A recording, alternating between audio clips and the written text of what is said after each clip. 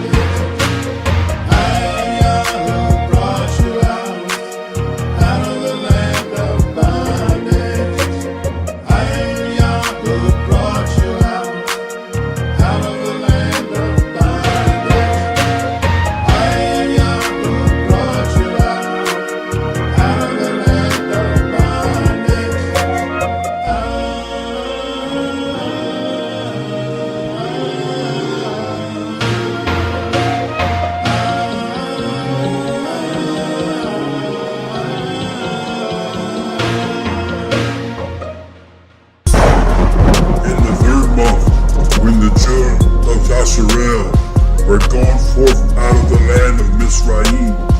The same day came they into the wilderness of Sinai. For they were departed from Rephidim, and were come to the desert of Sinai, and had pitched in the wilderness, and there Yasharel camped before the mountain. And Shemaiah went up unto Elohim, and Yah called unto him out of the mountain, saying, Thus shalt thou say to the house of Yaakov, and tell the children of Yasharel, You have seen what I did unto the Mizraimites, and how I bore you with eagle's wings, and brought you unto myself. Now therefore, if you will obey my voice indeed, and keep my covenant, then you shall be a peculiar treasure unto me, above all people, for all the earth is mine. You shall be unto me a kingdom of priests, and a Kodesh nation. These are the words which thou shalt speak unto the children of Yasharel.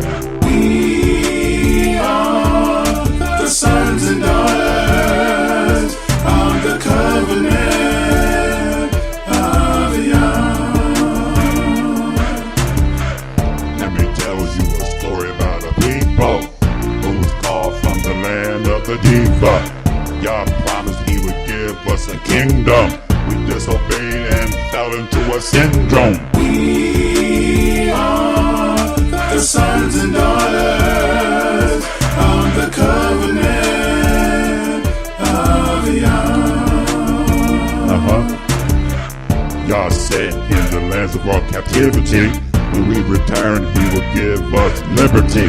Return back to our land of nativity, kingdom of peace for the whole wide world to see. Oh yeah. Here we go now.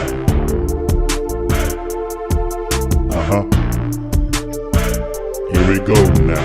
We are the sons and daughters of the covenant of Yah.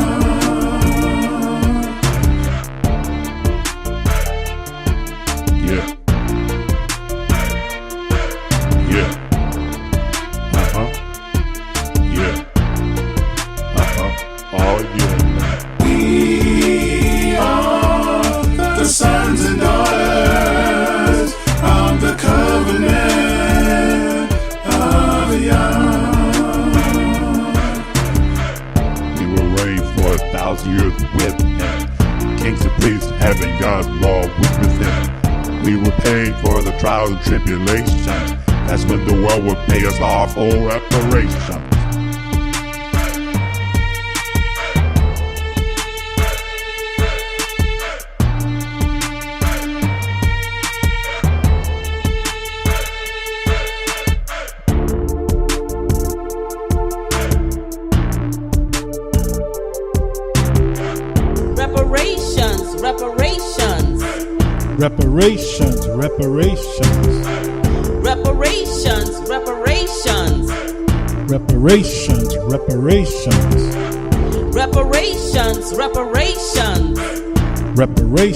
Reparations.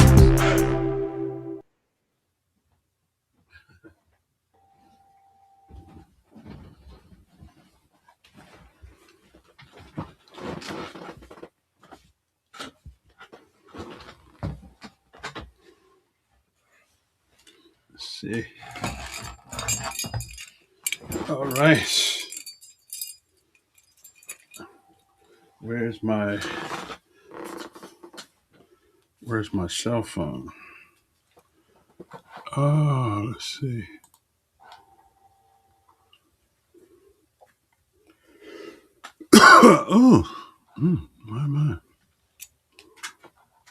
My, let's see. All right. Shabbat shalom. Uh, let me see how we coming up with the audio.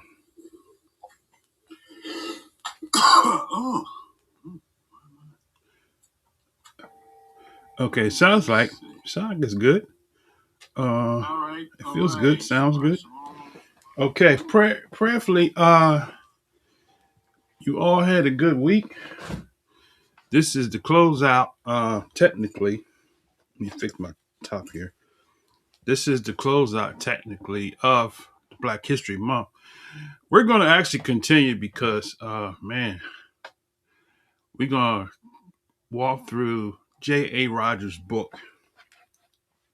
So much. That brother got so much stuff. Man, I can't do justice to that book. So we're going to kind of keep the Black History Month going for another month. Maybe we'll go until we get to Pesach, but we'll see how time pans out because it's not that long between. So let me see. Let me get my chat open here.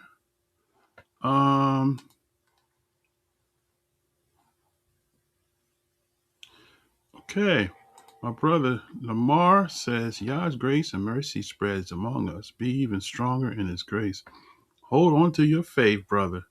We shall endure his promise. Praise Yah. Let me do this right quick because I have to add my screen. And let's do this here. We're going to do the audio. And did I do that right? Entire screen, right? Okay. And what's missing here? Oh, the one I want, which is this one. There we go. Okay. Now let me back this up here to here. All right. And then I'll bring this back up like this. Okay, there we go. This studio is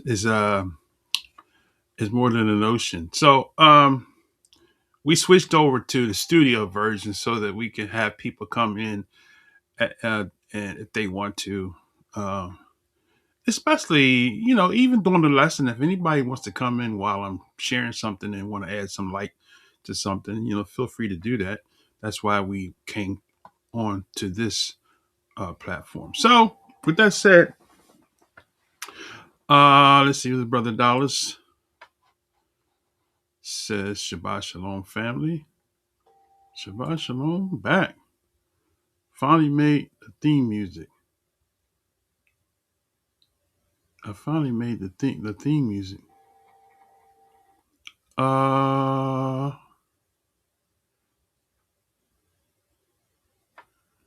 I'm not quite sure.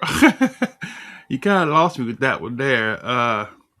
Do a little more expounding on what you're saying there. So let me see. While I'm doing this here, I need to open up my scriptures here. And let's see. Let's close this down. Okay. I need to. Where's my scriptures go? Did I open them up? Oh, let's see. Let's try it again.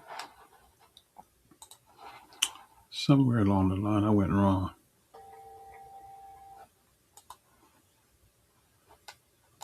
Okay, where's my scriptures at? Something's wrong. This is already running. Okay, I see.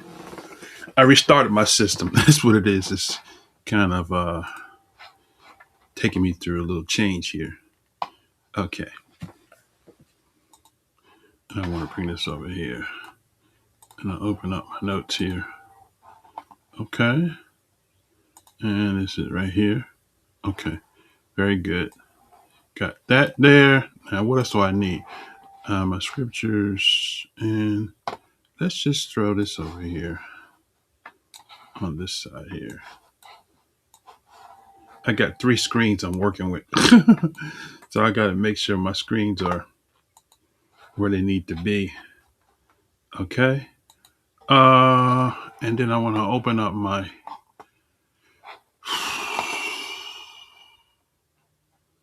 All right, let's do it this way. Okay, all right. Nature knows no color line. Okay, there's my book there. Let's bring this over here. Okay, that's what we're going to be reading from. And I want to, one last thing, I want to add to the rotation another book that I quoted from, and another book that I quoted from, and we're going to read a little bit from that because I got some stuff in there we're going to pull out. Okay, what happened here? Why don't I see the book? Oh, here we go. Okay, there we go. All right, got it up. Let's slide this over here onto my other screen. And y'all got to know, man, Shabbat come around so fast. It comes around so fast, and I got so much going on during the week. But anyway, so praise Yah for another Shabbat, for allowing me to be in the land of the living. And I am approaching year number 62, right? For those of you that don't know, I am a senior citizen. A lot of people kind of hate using that word. If you're over 55, technically you are classified as a senior citizen. It doesn't mean that you're old and decrepit. It just means that senior is a good word. It means that you got some wisdom. You learned some things in life, right? He said, let me see what he said here. Shabbat Shalom song is platinum. It should be playable by itself. Oh, it is actually. On my music channel, I have all my individual tracks on there on my music channel. So if you hang around to the end, I'll put the link in, and you can go and you can listen to. I got old stuff that I did and some new stuff and some stuff that is in the work I kind of put up unlisted. But as time permits me to have a free schedule, I'll be able to get some music stuff. So I'm planning on doing something. And on that note, that's kind of a good segue to what I'm going to say. I did a video earlier, a couple of days ago. When was it? Yesterday? I don't know. I lose track of my days. The late Ron Canoli, Dr. Ron Canoli, right? He was a blessing to many of our lives, right? And Dr. Ron Canoli passed, and one of the things that I kind of I started out back in as a praise and worship leader, right? If y'all hang around a little bit later on today, I cue up my keyboard and I play some songs. I do a little praise medley. Y'all know I still play. And I love singing songs of praise and worship. And that's one of my goals is I want to make a Hebrew national, international, national, whatever you want to call it, choir. And I want to grab all the people that came out of the church that don't sing no more, right? I want y'all to blow the dust off of that gift, and we're going to form an international choir. And as time permits, I want to connect with some of the people that have camps, and maybe we can host like rehearsals and stuff like that, and like maybe annually each year on one of the key feast days, we can highlight to have a concert, have people fly in from all over the globe, because a lot of people left out the church. Y'all left that gift on the shelf. Some of y'all can write, sing. Some of y'all can can do interpretive dancing. Some of y'all can do spoken. Some of y'all y'all put y'all gifts on the shelf. It's time to pull them off of that shelf, blow that dust off of it. And so we're gonna form an international, right? And those of y'all that know anything about me know when I was in Christianity, I played with the best. Right, the late Dr. Mattie Moss Clark. I played for her. She was my minister of music. She was my teacher. Right, I played for the late Dr. Timothy Wright from Brooklyn, New York, and played in the same arena with Donnie McClurkin and all those people. James Moore, Rance Allen, Vanessa Bell, Yolanda, right? Hezekiah. Look, I didn't play for all of them. Not on a regular basis, but in settings I've played, right? So, but I want to bring that into this arena because we got some talent. Like I said, some of y'all can sing, and y'all to put the gift on the shelf. It's time to pull that gift out. Yeah.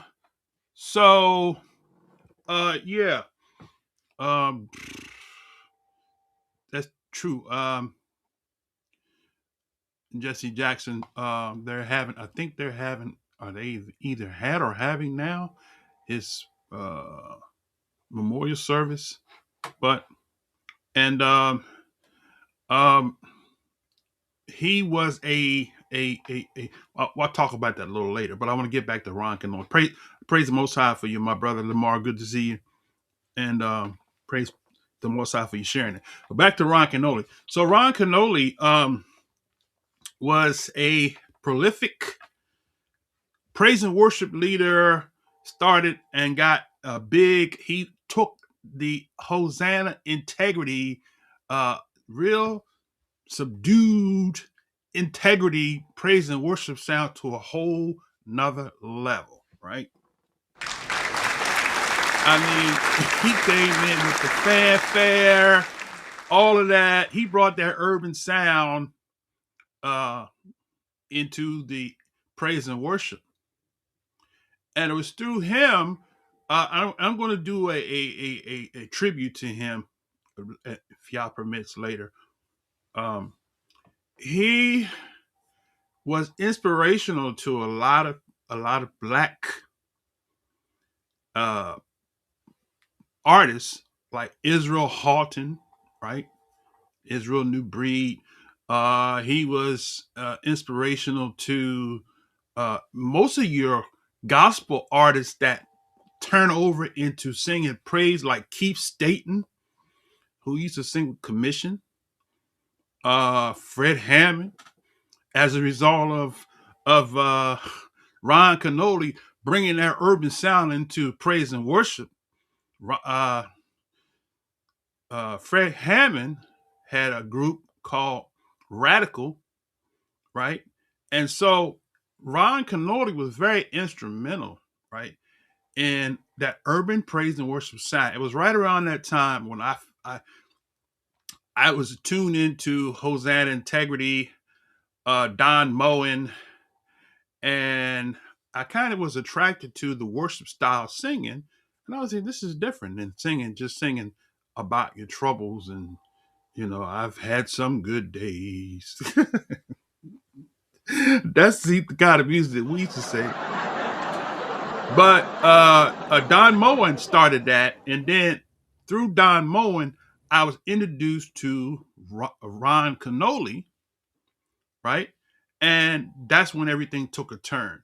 Through Ron Canoli came the movement with Judy McAllister, West Angeles, Church of God in Christ, Saints and Praise. Everybody know that. When they did the little medleys, right? I went to the symposiums, right? And I remember the Saints and Praise one, right? So Ron Canoli was very inspirational to a lot of that, right? But anyway, so Ron, when I transitioned out of the Christian church, when the Most High started dealing with me from 1990 on, I started teaching on the name. And Maury Josiah would tell you that, who's this here? Shalom. Shamaria, Shabbat Shalom, my sister. Good to see you. He says what? Smitty says it's always. I always say we need to take back. Right. That's right. That's right.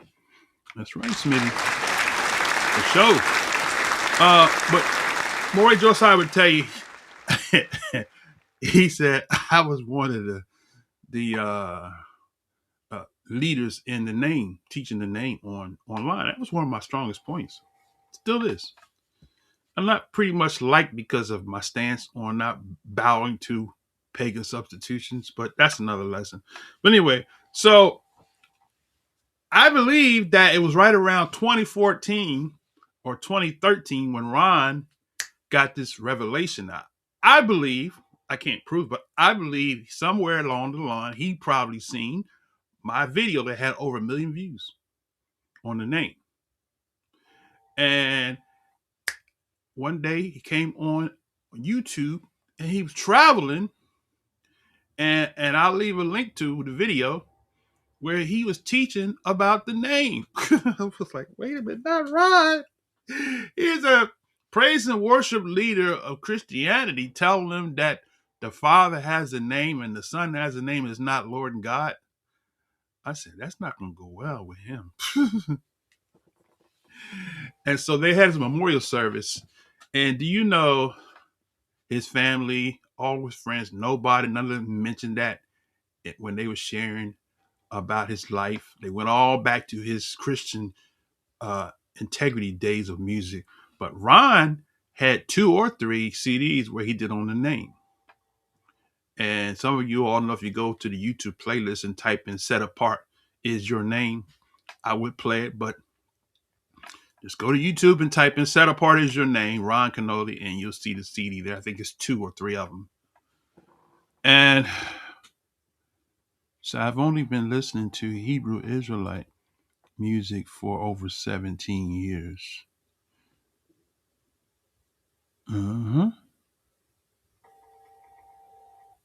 Hallelujah. That's a long time. That's a long time, my sister. That's a long time.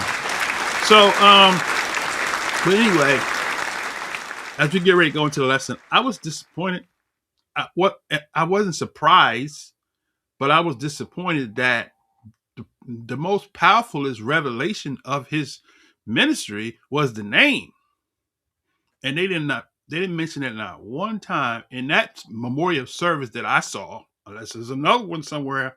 Even the son Samuel, I thought Samuel would have mentioned something about his father's revelation on the name. No, they didn't mention it. As a matter of fact, when he went around teaching on the name, right, all of the people that was in his corner, they kind of went quiet on him because like, oh, he done went to the sacred names. And they said, Shabbat Shalom, my brother. Terry, good to see you, my brother. Praise Yah for you and your family on this blessed Shabbat. Who else did I miss? Did I miss anybody that came in that chimed in? Let's see. Okay. So far, so good. Okay, now, we got a lot to cover. I just wanted to say that because that was when I saw that yesterday, the other day, Ron Canoli. I was disappointed that they didn't mention that revelation because, boy, that name is something. There's something about that name, Yah. Don't get me started, boy. There's something about the name Yah, right? When you don't say Hallelujah, Lord. You don't say Hallelujah, God, right? You don't say Hallelujah, Jesus, right? You say Hallelujah, and that's a fact. People might want to see. I'm gonna say this to them. We're gonna get to the lesson. This is so important. They say, well, it doesn't matter whether you use the Hebrew name or not. Listen, brothers and sisters. The Most High, when Shemaiah, Moses, whose name was Shemaiah by his birth mother, whose name was changed to Moses or Moshe by his Egyptian mother, which means drawing out of the water. That's another lesson. He asked, the Most High told him to go to the Pharaoh and say, let my people go. And he said, what is his name? You go to Exodus 3, somebody, this revelation is going to hit you. when a revelation hits you, right, then you realize why it's important to call him by his name, right? He said, whosoever shall call upon his name shall be saved. The very name Yahshua in the Hebrew means salvation. Everywhere in the book, I'll do a lesson on that in the future. Everywhere in the book where you see salvation in the Tanakh, in what the world calls the Old Testament, is the word Yahshua. Stand still and see salvation, right? So it's so important that the Most High told him, right? Who's the Apostle Curtis? Shabbat Shalom, my brother.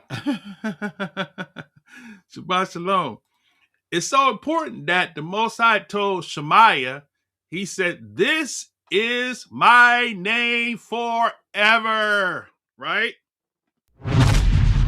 He didn't say until the King James translators change it or substitute it or transliterate it, but he said, this is my name forever. That's how important that name is. And when Ron Canoli got that revelation, I was like, wow, his ministry is going to go down.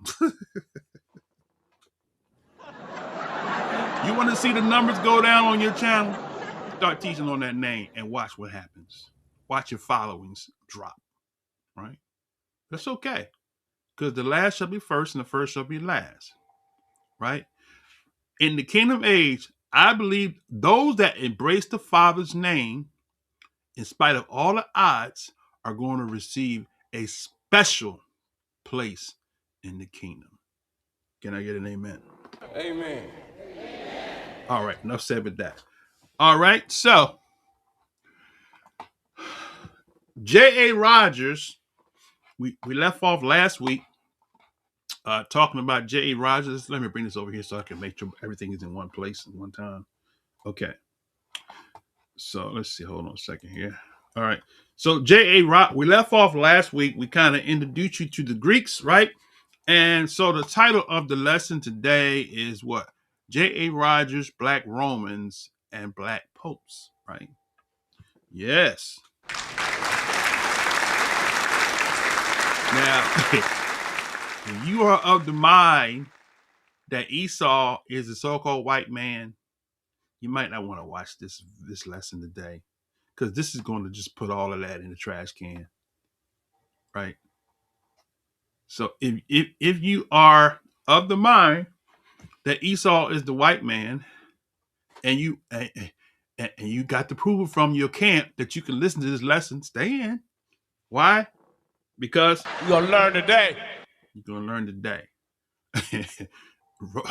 J.A. Rogers was a historian. J.A. Rogers was a deep brother. I mean, the more I read this, I'm like, wow, this man had a wealth of knowledge. I mean, he went into Europe, Germany, places like that, and learned the language and reinterpreted the books.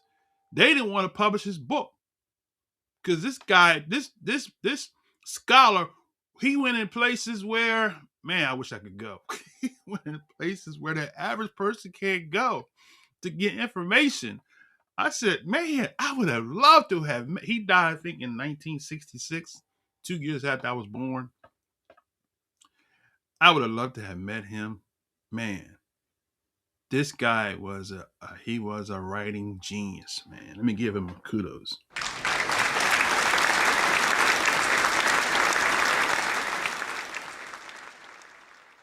So J.A. Rogers, we're going to talk about, I'm going to show you here a Nature Knows No Color line.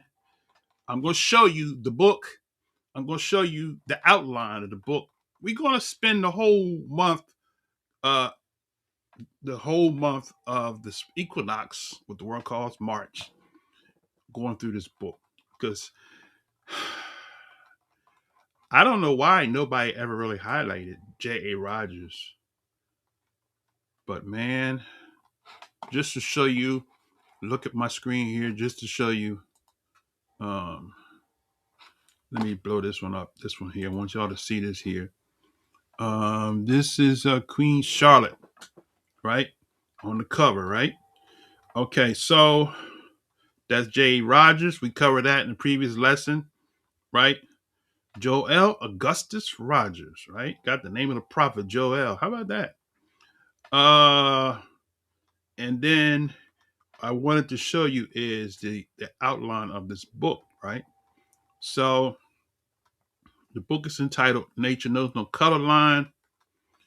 And where's my outline here? This was published in 1952, copyright 1952, before I was born. So here he's got where did the color problem originate? We covered that. The color prejudice among the whites themselves. We covered that last week. Negroes in ancient Greece. We touched on that. And today we're going to go to whites and blacks in ancient Rome, right? Whites and blacks in ancient Rome. Okay. He has racial intermix in Spain and Portugal. Now, Brother Benaiah, right? That's his baby there. I'm pretty sure he read this section, right? Because he goes in deep, right? We're going to read some of that. We're going to incorporate a piece of the Portugal in today's lesson, right? Verse chapter 6 says, the Negro and more aristocratic. My tongue tied right now. The Negro as more aristocratic European families, right? Whites and blacks in Greece, Turkey, Italy, and Germany. Some of that, I might quote a couple from that chapter, but we're going to dedicate a whole lesson to each one of these, right? Negro ancestry in the Anglo-Saxons. How about that, right?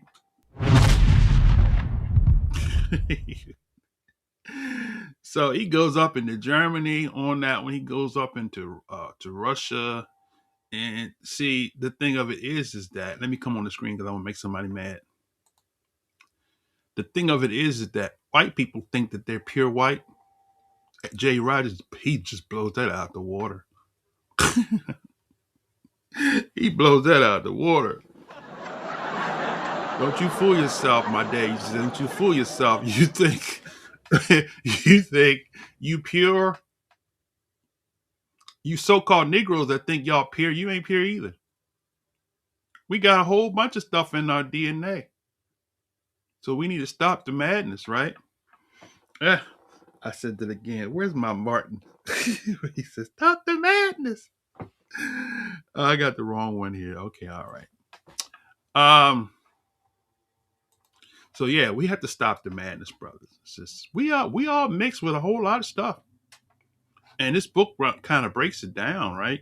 So now back to the table of contents. So you got Negro ancestry, whites and blacks in Greece, Turkey, Italy, Germany, Negro ancestry in French, right? Negro ancestry in the Anglo-Saxons, Negro ancestry in white America. How about that? Y'all think y'all pure thoroughbreds in America, white nationalists? You got some Negro up in your DNA. We're gonna prove it to you in this series. Recent mixed marriages, right? And miscellany or race mixture, general miscellany, right? So that's the book there, brothers and sisters, man. Woo. Now, I've been knowing about Jay Rogers since I was a youngster in college. When my professor told me, he said, you got a lot to learn. He literally said, You're going to learn today. That's what he told me when I was in college. And I sat in that class like I was a student and I learned some stuff, right? So most of us think we know. We don't know nothing, right? We don't even know the Bible good. And you got a lot of people trying to teach the Bible and don't know the Bible good. When I came to the knowledge I was an Israelite, I spent about 7 years just studying. I didn't want to teach nobody because I'm like, look, I need to learn, right? And a lot of people that got channels need to sit back and learn. it's trying to jump up. You was in Christianity last week, and now this week you teaching that you a Hebrew Israelite teacher. No, go somewhere, sit down, and learn something. Right now, with that said, let me go into the book here. So I want to start off at. Let's look at the book here so you can see. Scroll with me here a little bit. So we're gonna go. We went over. Now, I don't want to make you dizzy there. Okay, so we read that. Where did the color problem originate? Right, we started there.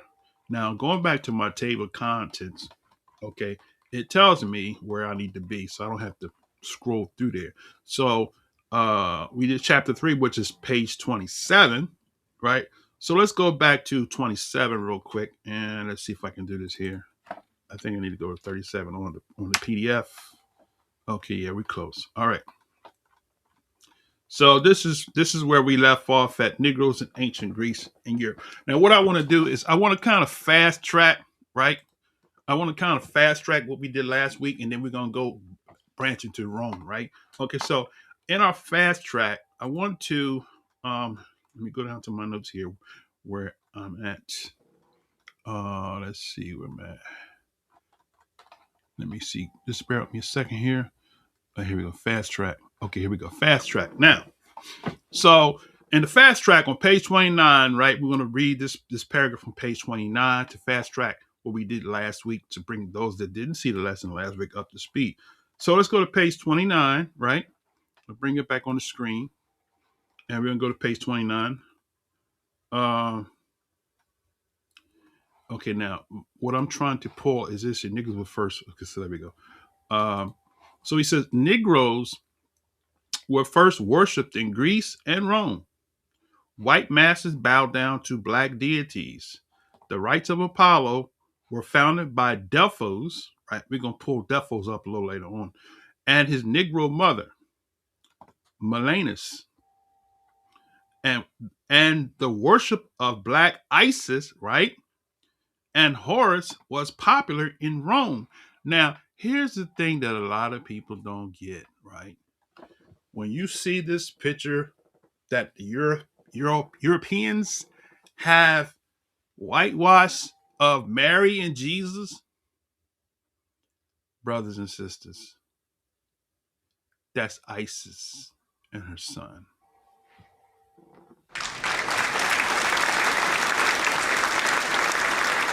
That's Isis and her son, right? They won't tell you that because some people don't know that. But and Isis and her son, right, were black. So let's go back here. I just wanted to highlight that because I want to make somebody mad and I want to educate that person that wants to be educated with truth, right? So the images of, let me just see if I can do this right quick. Okay. The images of the Black Madonna. Let's see if I can pull it up on the screen here. Okay.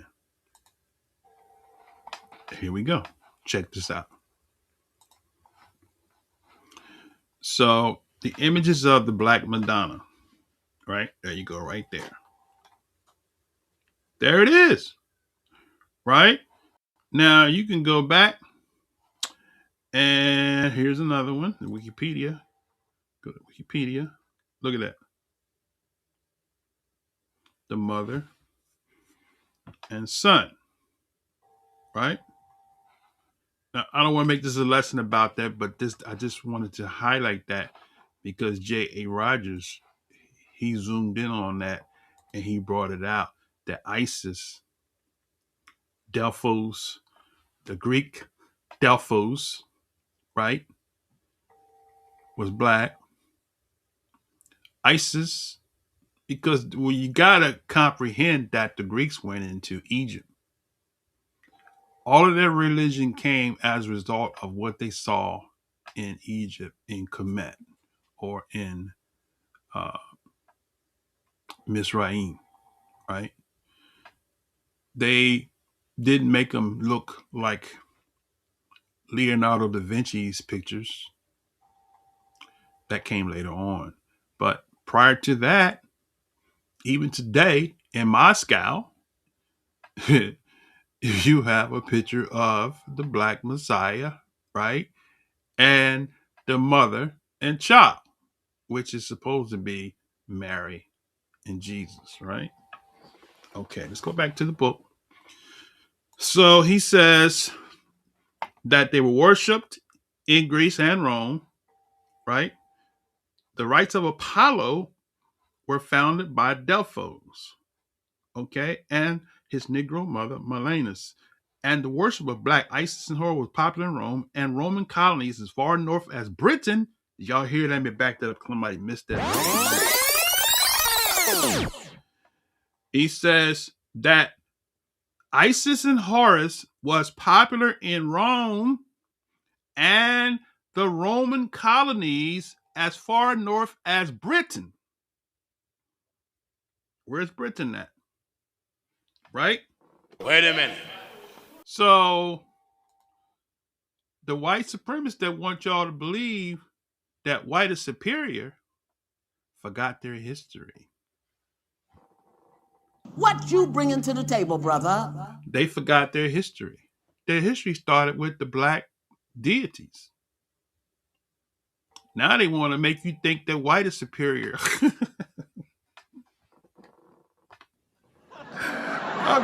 You can't make this stuff up. People want to be in denial, right?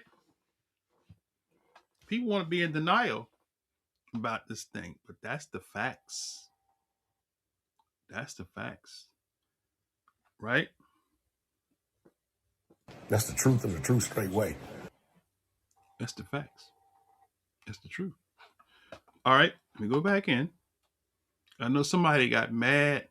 The trolls ain't coming yet.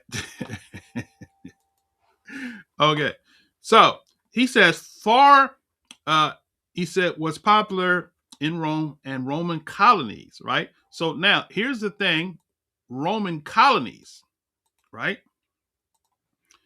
Includes the Roman colony as Britain, because Britain, right? Britain has become the new Rome, right? And Rome has extended its colony through the 10 toes, where you have North America and South America. Am I right? Am I right? So these are Roman colonies, the 10 toes. Out of the Dark Ages came the Enlightenment time of the European Eurocentric powers that rule today, the sons of Japheth, right?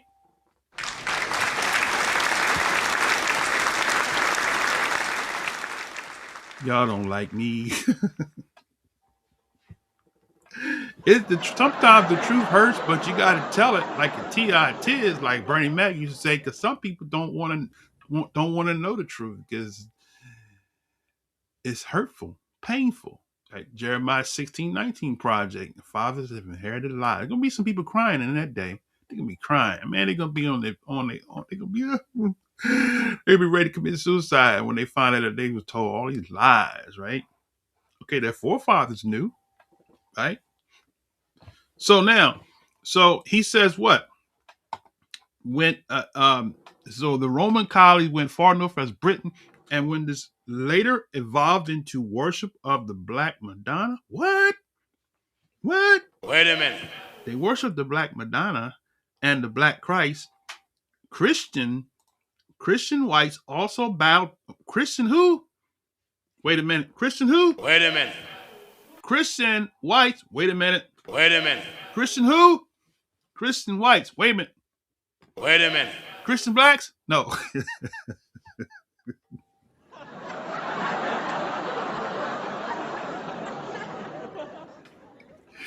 He said, wait a minute. He said, see, that's why the truth hurts.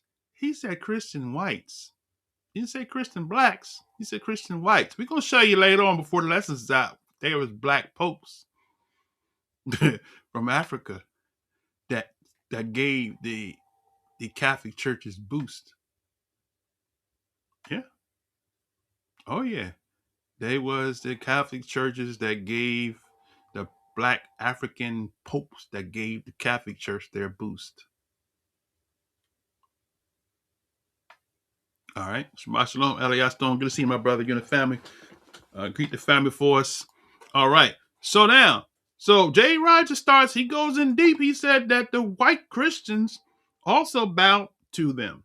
In fact, he says one of these, go to the next page, Madonna's was a Sudanese woman.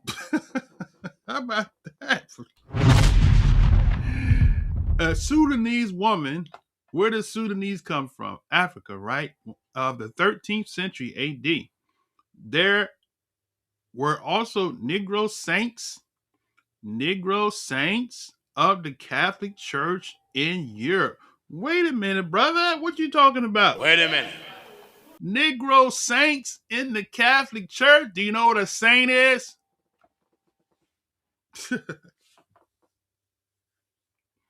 A saint is somebody that they canonize, right?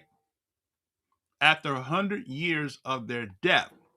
In the Roman Catholic Church, a person who lived a life that they deemed as being spotless, they deified them as a saint. Now, who are the real saints according to the scripture? Y'all know the answer to that. The saints don't have to be deified 100 years after they're dead. According to the Most High, the saints or the set apart ones are, number one, the Israelites first, and number two, those who join themselves to the covenant become what? Saints. Right? That's where Catholic got it from, but they made it, they said, we're going to make you a saint after you, 100 years after you did, you can become a saint. Right? But not in y'all's book. You're a saint when you set yourself apart from the world and you follow the covenant that the Most High gave to Abraham and his descendants. All right. This is my introduction, so I'm not going in deep yet, right? All right. Now, so he says, after considerable research, I have been able to find only 3 instances of laws aimed at Negroes in Europe. The first was 1689 in France, when, under the influence of a white Haitian planter, marriage of whites and Negroes was forbidden. Wait a minute, white Haitians? That don't go good. Wait a minute.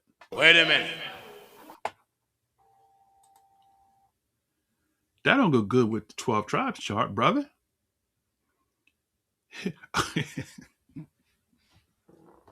See? You know what they say about me? The camp say about me? I'm soft. I'm weak. I'm trying to save the oppressor. You just might be an oppressor that look like you are black. That's why a lot of them camps, they don't believe in DNA. I had one brother, he wanted to battle with me. I said, brother, if you go 3 or 4 generations back, you just might have a son of Yefeth, who you call Esau, a paternal grandfather. Oh, I don't believe in the DNA. Say what you want to say, but hey, you just might have a Caucasian great grandfather up your tree. How are you gonna teach Esau the white man can't be saved then? I don't believe in the DNA. Whether you believe it or not, don't make it not be true. You just might have a German great 5th great grandfather. Caucasian white. Don't get mad at me. I'm just the messenger. Now, J. Rogers said, look what he said. He said, a white, where is that at? A white Haitian. Look at that. A white Haitian. How do you have a white Haitian? White Haitian planter marriage of whites and Negroes was forbidden, right? So you had a white Haitian who married a Negro woman, right? And it says 10, the second also in France when Louis the what? Louis the 15th ordered the expulsion of Negroes from where? From France. So you had Negroes in France, wait a minute, because of 1500 mulatto foundings in Paris alone. Wait a minute, brother. Wait a minute. What you trying to tell me, right? You doggone camp. About to say y'all doggone Negroes. Stupid Hebrew Negro lights want to make every white person be Esau when the Negroes, the so-called blacks, was up in France having children. Who are they? Right? Did they leave? Right? Now watch this. Watch Joel Rogers goes in deep. He brings. Watch what he says here. He says Louis the 15th ordered the expulsion of Negroes from France because of the 1500 mulatto founding. So he found 1500 mulatto. He found 1500 Negroes who intermarried with French women, right? In Paris, he says in Paris alone, right? So you got the whole country of France that they was mixing with the French people. He says a decree which was not carried out. So what does that mean, brother? They still there. They still there. They still there. And some of them intermingle and intermarry with Northern Europeans and lost their color, but they still got a black paternal great-grandfather, but they look white. Tell the devil, put that in this pipe and smoke it. Am I right? I can't save nobody. Only y'all to save you, right? The truth hurts, don't it, right? Okay? Y'all that teach that Esau the white man need to stop that foolishness because it doesn't make any logical sense scripturally wise, ethnically wise, genetically wise, and even through common sense, right? It doesn't make no sense at all.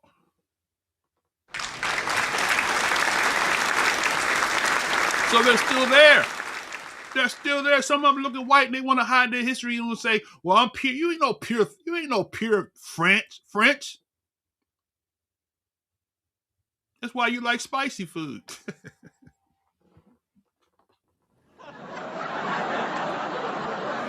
I used to tell people I'm a black Italian. You know, the black, we're going to cover that. And we're going to read some of that. The blacks was up in France doing all kinds of stuff up in there. France and Spain, right? All right, let me let J. Rogers tell the story because he tell it better than me. I'm spoon feeding what I got from him. All right, here we go. Let's go back in here. All right, so, man, he says the anti-marriage law was repealed during the Revolution. How about that? It was repealed. The third was in London in 1731 when the city council forbade the teaching of trades to Negroes, right? He says what? A seeming fourth was then when the Moors of Granada were forbidden to bring in more blacks from Africa. Wait a minute, brother. Wait a minute. The Moors of Granada, Spain were forbidden to bring in more blacks from Africa. So, wait a minute, brother. Wait one doggone cotton picking minute. So, the Moors of Granada were bringing people in from Africa. The black people that was in Granada, Spain, were bringing black people in from Africa. I wonder what they were doing with those Africans. Do you think they married any of them? Or do you think they just put them in slave ships and sent them to America? See, that's what these false teachers, that's why they hate Jay Rogers, because Jay Rogers, he put it where the ghost can get it, right? I'm like him, I'm abstract. Believe half of what they taught you in school because they only told you what they want you to believe is true. Am I right? Am I right? That's right. Brother Dollar saying he's supposed to make sense. He said it's supposed to be they are the rim of mythology. That's right. All right. Man, Joe Rogers hitting hard, right? All right, now. So the Moors brought in more blacks from Africa in 1560. That was before the transatlantic slave trade, right? Right? Am I right? Was that before? Let me ask the question. Was 1560 before the transatlantic slave trade? Okay. So Jay Rogers is telling you that before 1560, the Moors of Granada, Spain, were bringing Africans into Spain. So what was happening there? The Moors, who were Semitic, right, were intermarrying with the Africans who were Hamitic, making a whole civilization of unified Shemitic and Hamitic people. All you ham haters, you just might have some ham DNA up in you. Yeah, that's probably why you jet black blue.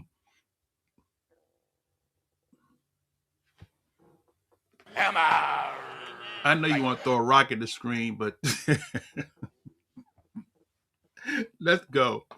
All right. Okay, man.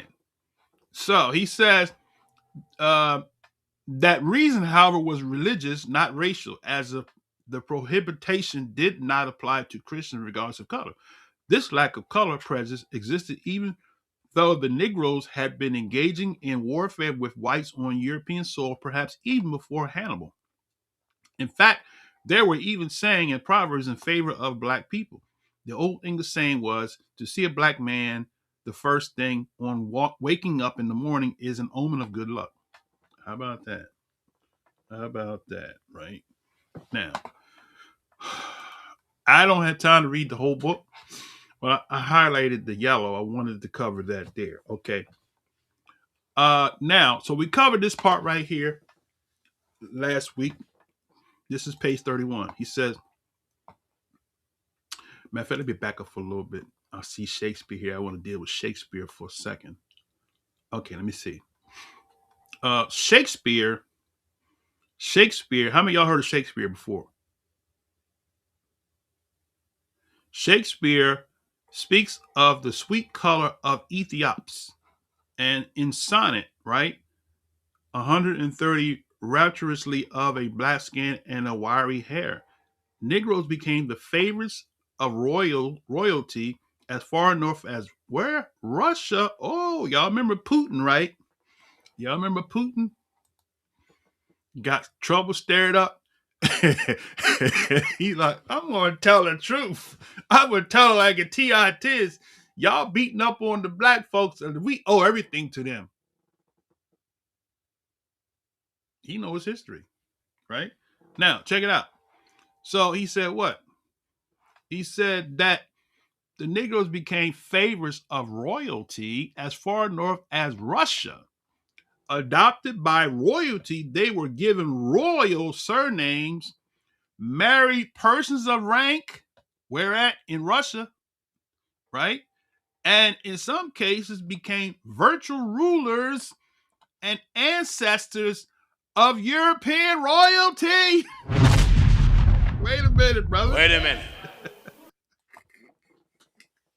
Somebody mad today.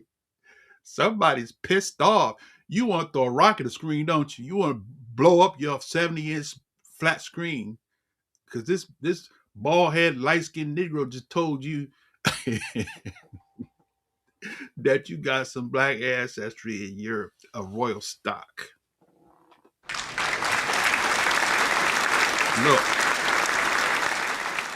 you get mad at the messenger. I'm just telling you, this brother, J.A. Rogers, was a scholar. He got references. I don't even have time. If I was to go through his references, we'd be here for 30 days. But he's got references, brothers and sisters, right? All right, now, so look what he says here. Let's go back because I'm telling you, this brother is deep. Y'all better like, share, and subscribe this video.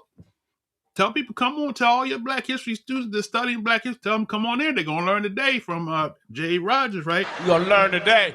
Now, let's go back. So he said what? he said that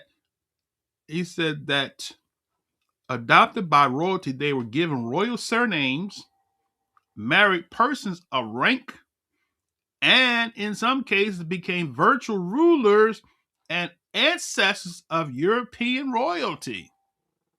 So much for Esau being a white man, right? And Byron satirized this custom in Don Juan. Blacks and such like things that gain their bread as favorites and who ministers. So that helps to explain to you why your great grandfather was a minister, right? Why is that in your family tree? it started coming off the slave boats. It started back in Europe, right? You know, there were some people that sold out the people who was the people that they worshiped. They sold them out. We read that in a previous lesson, right? The king was upset that these people are, we royal. Why are they selling my family into slavery? They didn't care, right? They had an agenda, right? All right. So he said, now, Negroes, as was said, were deified in early Greece. They appeared as gods in Greek mythology. The chief title of Zeus, right? Greatest of the Greek gods was Ethiops. That is black. Now, y'all know the history of Herodotus and told you Zeus was black deity. He wasn't white. He was a blacker than black deity, Zeus. Right? The Europeans in Europe, if you go on YouTube and you search Zeus, you're going to find a European version of him. You're not going to find the original. They don't want you to know the original Zeus was a black man called Ethiops. Did y'all know that? Y'all probably didn't know that, but now you know, right? Am I right? Now you know. How about that? Are you going to repent? All right, let's go back in. Okay, this is getting good. All right. And from the description of Ethiopians in early Greek writings, there can be no doubt of the identity with living Negroes. Xenophon of about 550 BC spoke of their black skin and flat noses, and Herodotus, I mentioned him, 450 BC, not only does the same, but adds that the Egyptians were like them. So much for those that want to say Egyptian was white. Okay. Again, Strabo, first century BC geographer, wrote of the Ethiopians' black complexion and woolly hair. Snowden says that the Greeks regarded blackness as typical, and Ethiopic color is apparent not only from descriptions of the Ethiopian skin as blackest in the world, but as proverbial to wash an Ethiopian white. All right. So there you go. Now, let's go to my next. Okay, we're going to pull a rabbit out of the hat here. Let's go to, this is page 32. All right. At the legendary siege of Troy, black men and women fought with great courage. One of their kings was Black Memnon. We read this earlier, but I'm going over this again, right?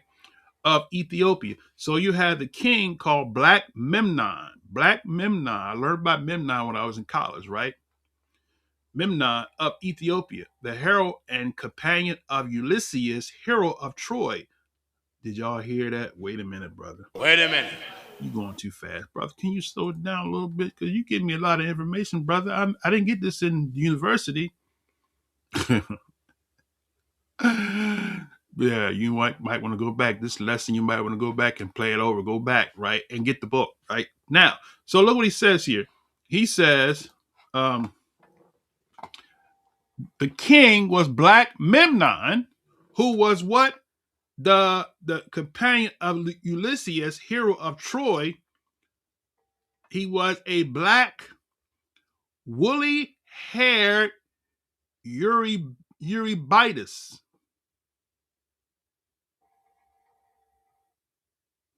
Right. Eurybitus. Zeus father of the gods, is in love with Lamia, a black princess from Africa. Mylitta, queen of the gods, originally Assyrian, also worshipped in Greece, was black and associated with the miscegenation. From her comes the word mulatto, right?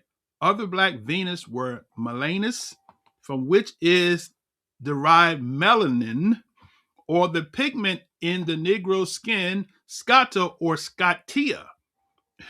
Egyptian princess married to a Greek, and from whom it is said that the name Scotland originated. She is believed to be the ancestress of the Scots.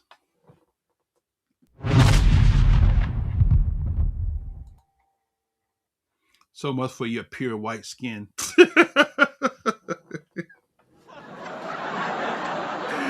So much for your pure white skin. You ain't pure. I used to make my boss when I was in courtroom. I used to make him mad. I used to tell him stuff like that. He would turn red. Just because you Irish don't mean you don't have no Negro in you, brother. You can look whiter than white. You got some Negro up in you.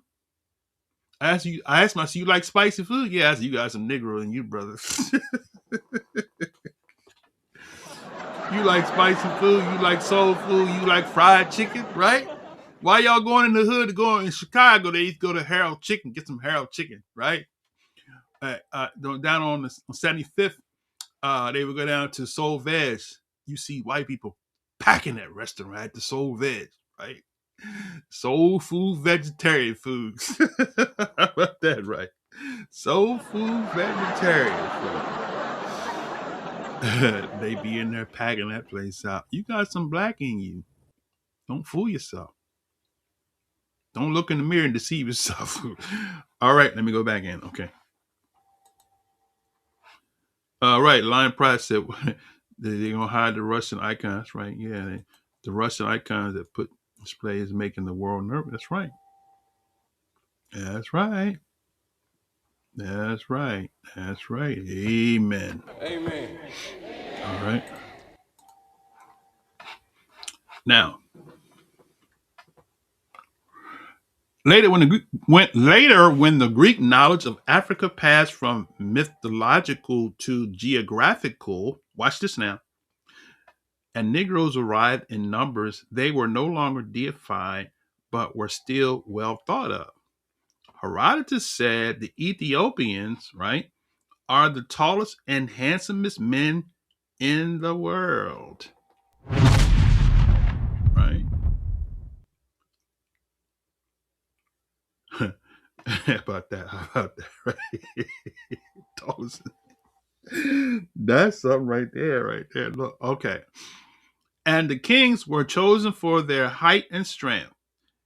In the Vulgate or Greek edition of the Bible, about 270 BC, they are mentioned as a nation tall and glossy skin, a people terrible from beginning onwards, a nation that sturdy and tread down. In the Sibylline books, they are called stout-hearted. Volume 5, 1-206. Now check this out. This right here is gonna blow you out the water, right? This is gonna blow you out. Watch what he says here. See, this is why we know we've been lied to, brothers and sisters. We just been lied to. They just told us they whitewashed history and told us a fabrication of the truth, right? Look at what he says here, right? Okay. Stephen of Byzantium wrote, Ethiopia was the first established country on earth.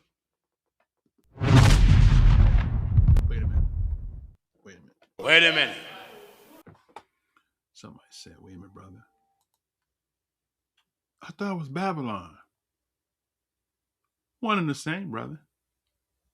Cush name means Ethiopia. And any real scholar, when they address Ethiopia, they're not talking about that country, right, where Haile Selassie ruled.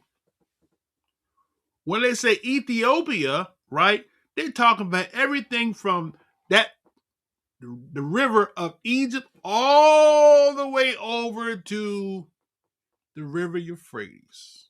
All of that was called Ethiopia. The Bible, the Garden of Eden, all of that was called Ethiopia. That's where the confusion comes in, because people think, oh, when you say Ethiopia, we talking about east coast of Africa. No.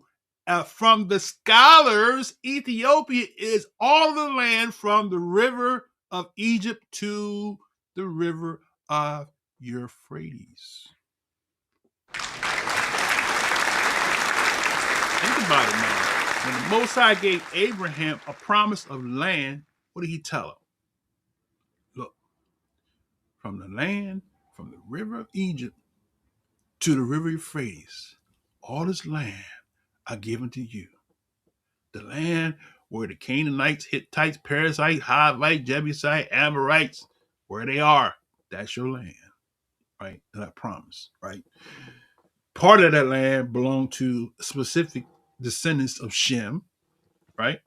But the other side of that, the west side of that, the west side, the best side, that's your territory, right? Now, so anciently, Ethiopia is talking about all the land that was controlled by Cush. If you look at the Cush empire of Nimrod, then you get the whole picture right there, right? All right, now, so he says that Stephen of Byzantium wrote Ethiopia was the first established country on the earth, and the people were first who introduced the worship of gods and who enacted laws. So wait a minute, brother. Wait a minute. See, C.S. is the C.S. Schofield, Cyrus C.J. Schofield. In his notes, he says that science, religion, and math was Japhetic. Where'd he get that from? Because the scholars, right? Now, he's quoting from Strabo. J.A. Rogers is quoting from Strabo, who's older than C.J. Schofield. Last I checked. So Strabo said that Ethiopia was the first established country and the first that introduced the worship of gods who enacted laws. In that, you have your Hammurabi codes, which is a part of Ethiopia. They gave it a new name. They call it the Middle East. No. The scriptures call it the land of Ham, right? Ham begat Cush, who begat Nimrod, who began to be the mighty one in the earth. So all of the territory of Nimrod in days of old was called Ethiopia.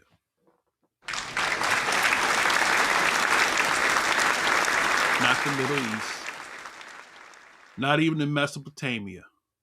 Because you do know that Mesopotamia, that's a Greek name, substitution for Aram Naharaim. He said, brother, you speaking in tongues there? I felt that. As Hebrew, Aram is one of the sons. Naharaim is the land between the rivers, right? So Aram, the land. And the land between the rivers is what? The river of Egypt and what? The river Euphrates. How about that? No, wait a minute. What you bringing to the table, brother? I know that's right. And I'll take that to the bank. Okay? Let's go back in. All right, so we got the Ethiopians who first established country in the earth and who were the first to introduce the worship of gods and enact laws.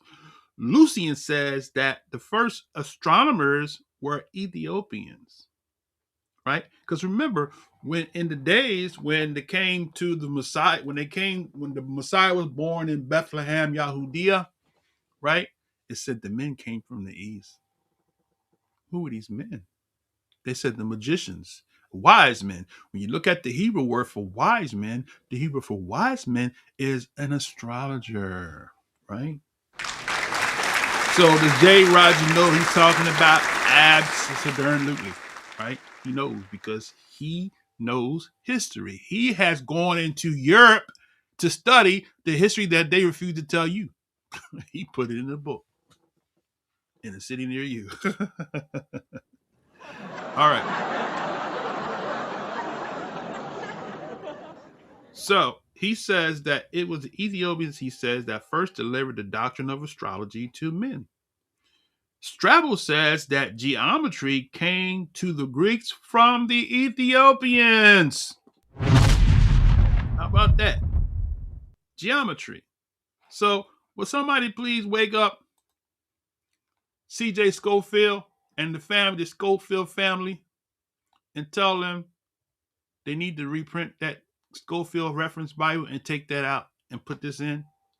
Because they lied.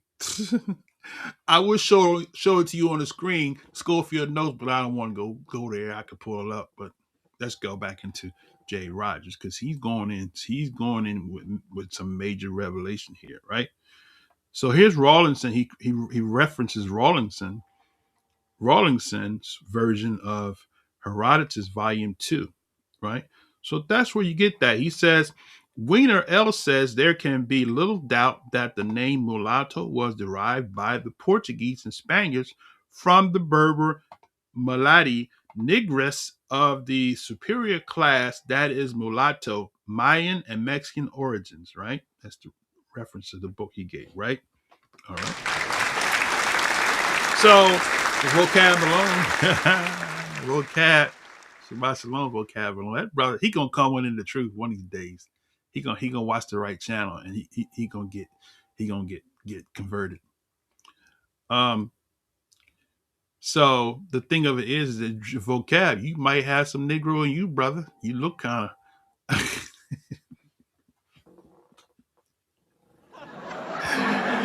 or your certain days, you look kind of, you got a little bit of that melanin in you, brother. Come on home.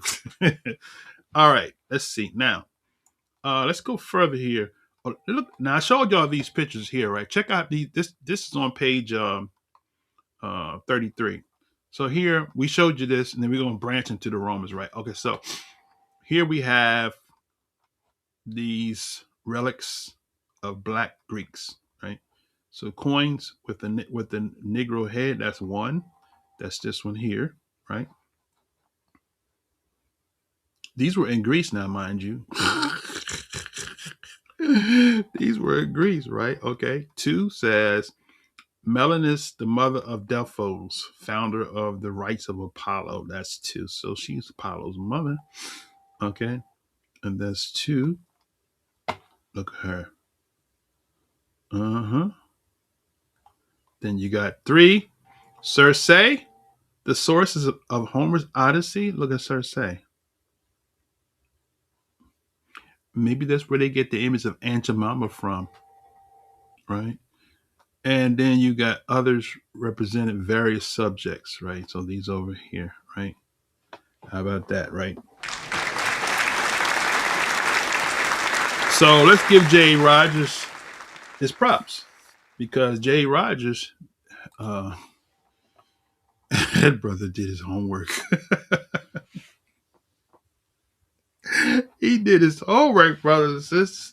Make no mistakes about it. Now, I don't know if I covered this in the previous lesson, but let's go to the next part right here where it says here that it says Greek writers too spoke of Negroes among them.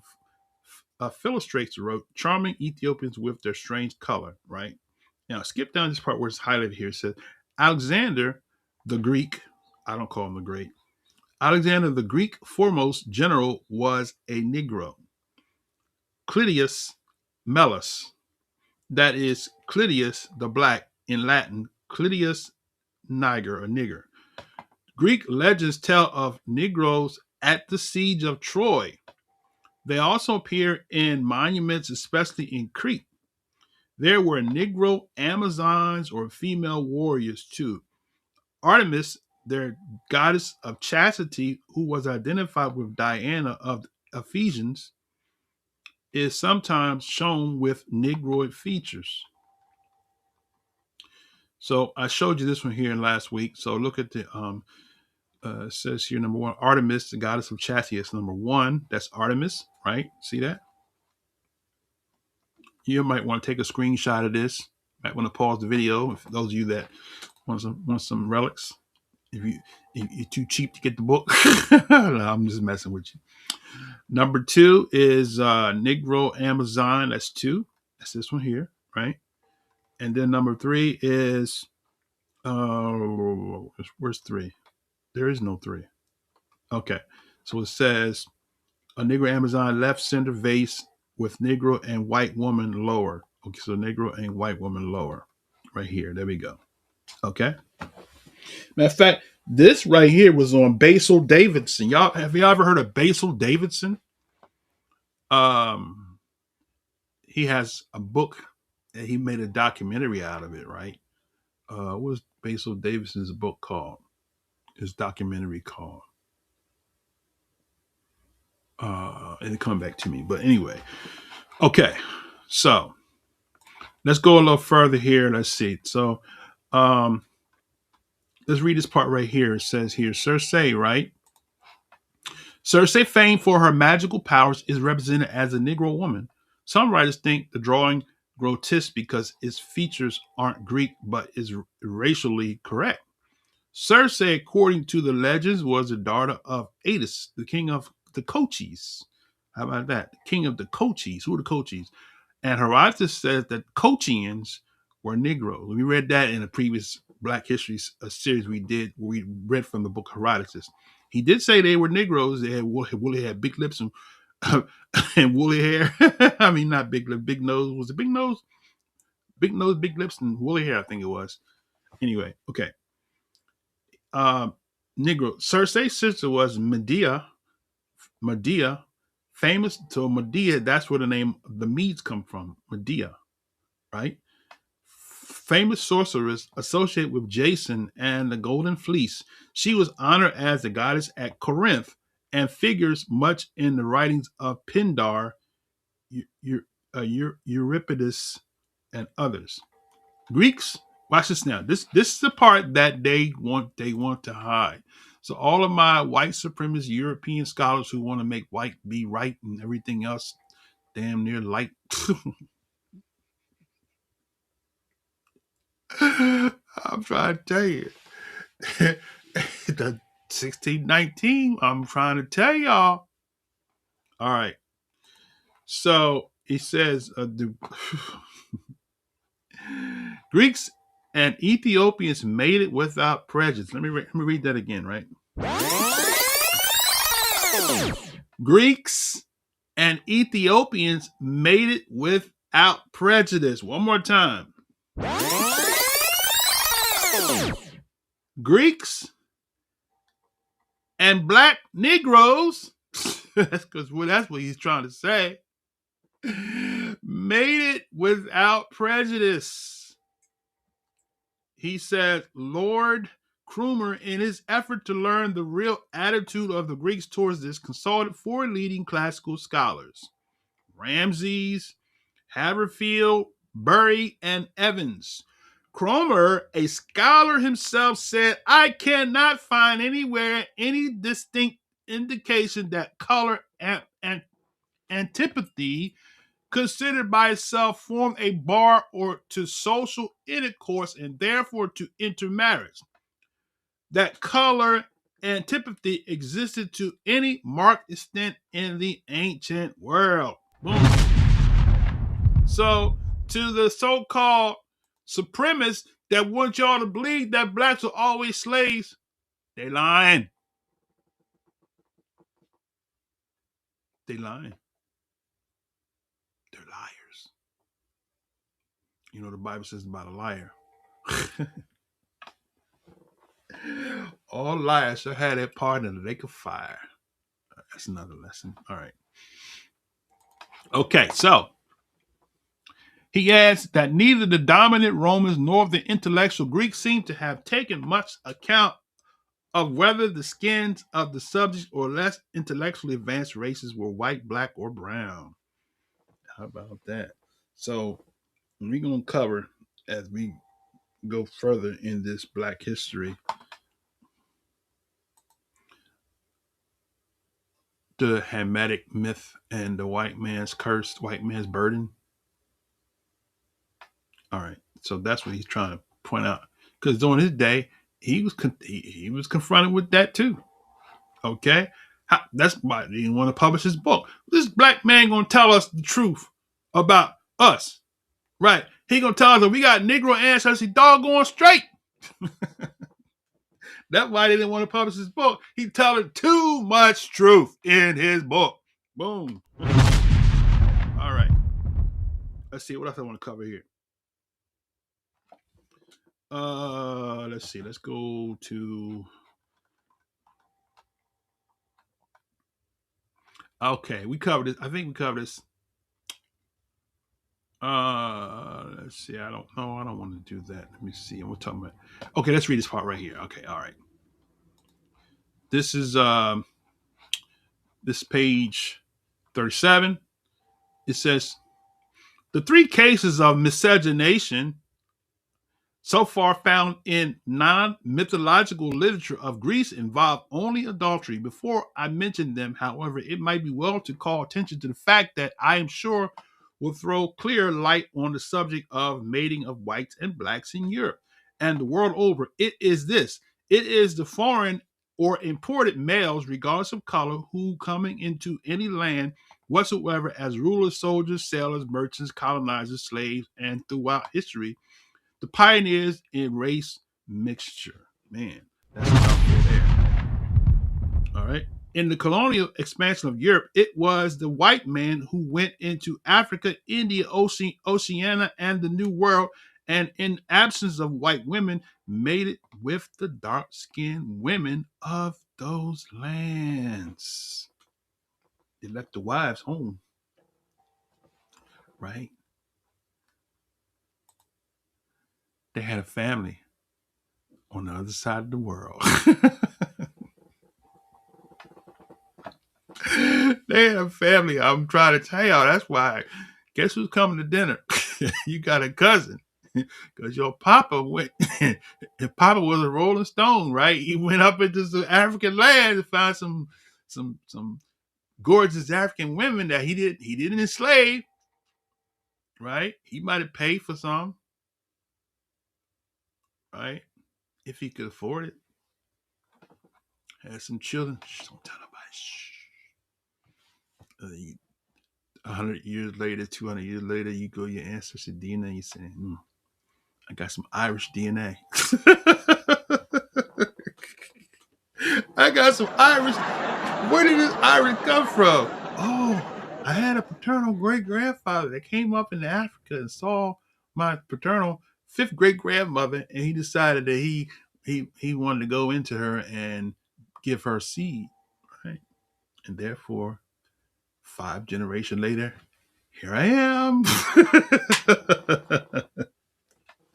Somebody don't like that, but that's the truth being told, right?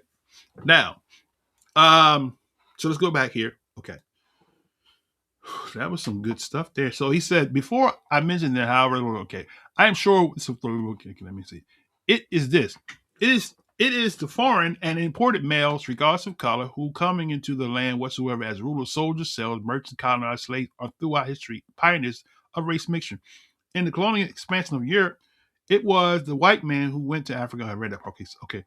Went to Africa, India, okay. In the last 2 world wars, also, here's the part right here.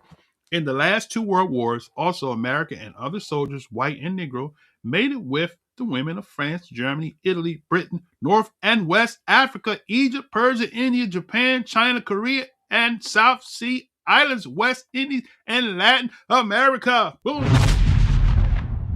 And similar way, Negroes coming into Europe and leaving their women behind had mated with the white women there. In short, in dark men's lands, mating, watch this now, mating has been between white men and dark women, and white men's lands between dark men and white women, in white men's lands between dark men and white women.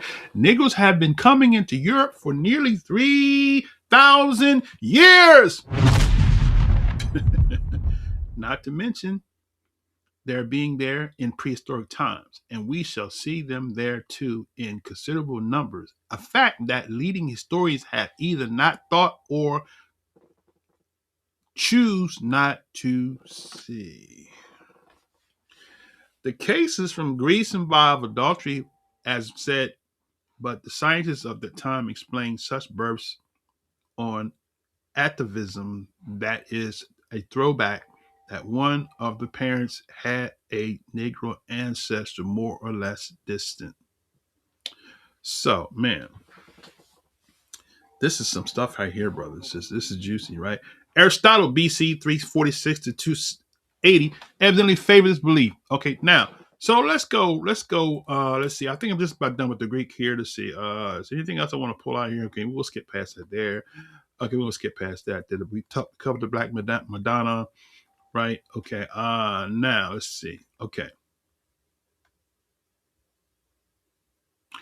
I don't think I read this part here. This is page 42. Okay, 42. He says here, a great number of Ethiopians, Eastern and Western, served with exercises in Greece, according to Herodotus, Rawlinson, volume 4, page 57. Now, remember, I've been telling y'all, Ethiopia has what? Eastern and Western. Isn't that what I just told y'all? See, some people think that I be just making stuff up just to sound intelligent. I done read this stuff over and over again from different writers that let us know that Ethiopia wasn't just that little piece of land on the east coast of Africa. There's all that territory, right? East and west, he just said, right? Look what he said. He said a great number of Ethiopians, Eastern and Western, served with exercises in Greece. Eastern and Western Ethiopians served, so Eastern, Western, at some point, and in some historical dynamic, they call the whole continent of Africa Ethiopia. I bet you didn't know that one, right? What you bringing to the table, brother? So, he said he just found out that recently that my biological father had 9 more kids from Detroit.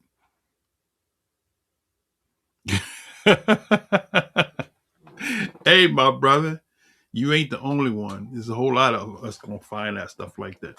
Now, let's go back in here and we're gonna go into Rome. Okay, now Persia, right? On the Arano Negroes of Persia, Dilo Sui says the Greeks themselves seem to have known 2 Susian races. Have not their old poets given a direct descendants of the Susian Memnon, legendary hero who persisted at Troy, a Negro, Tithon, and the white mountain woman Kisia.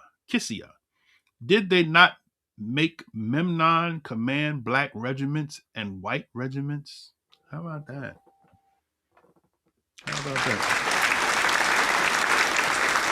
He says the Persian Gulf was called the antiquity of the Ethiopian Sea.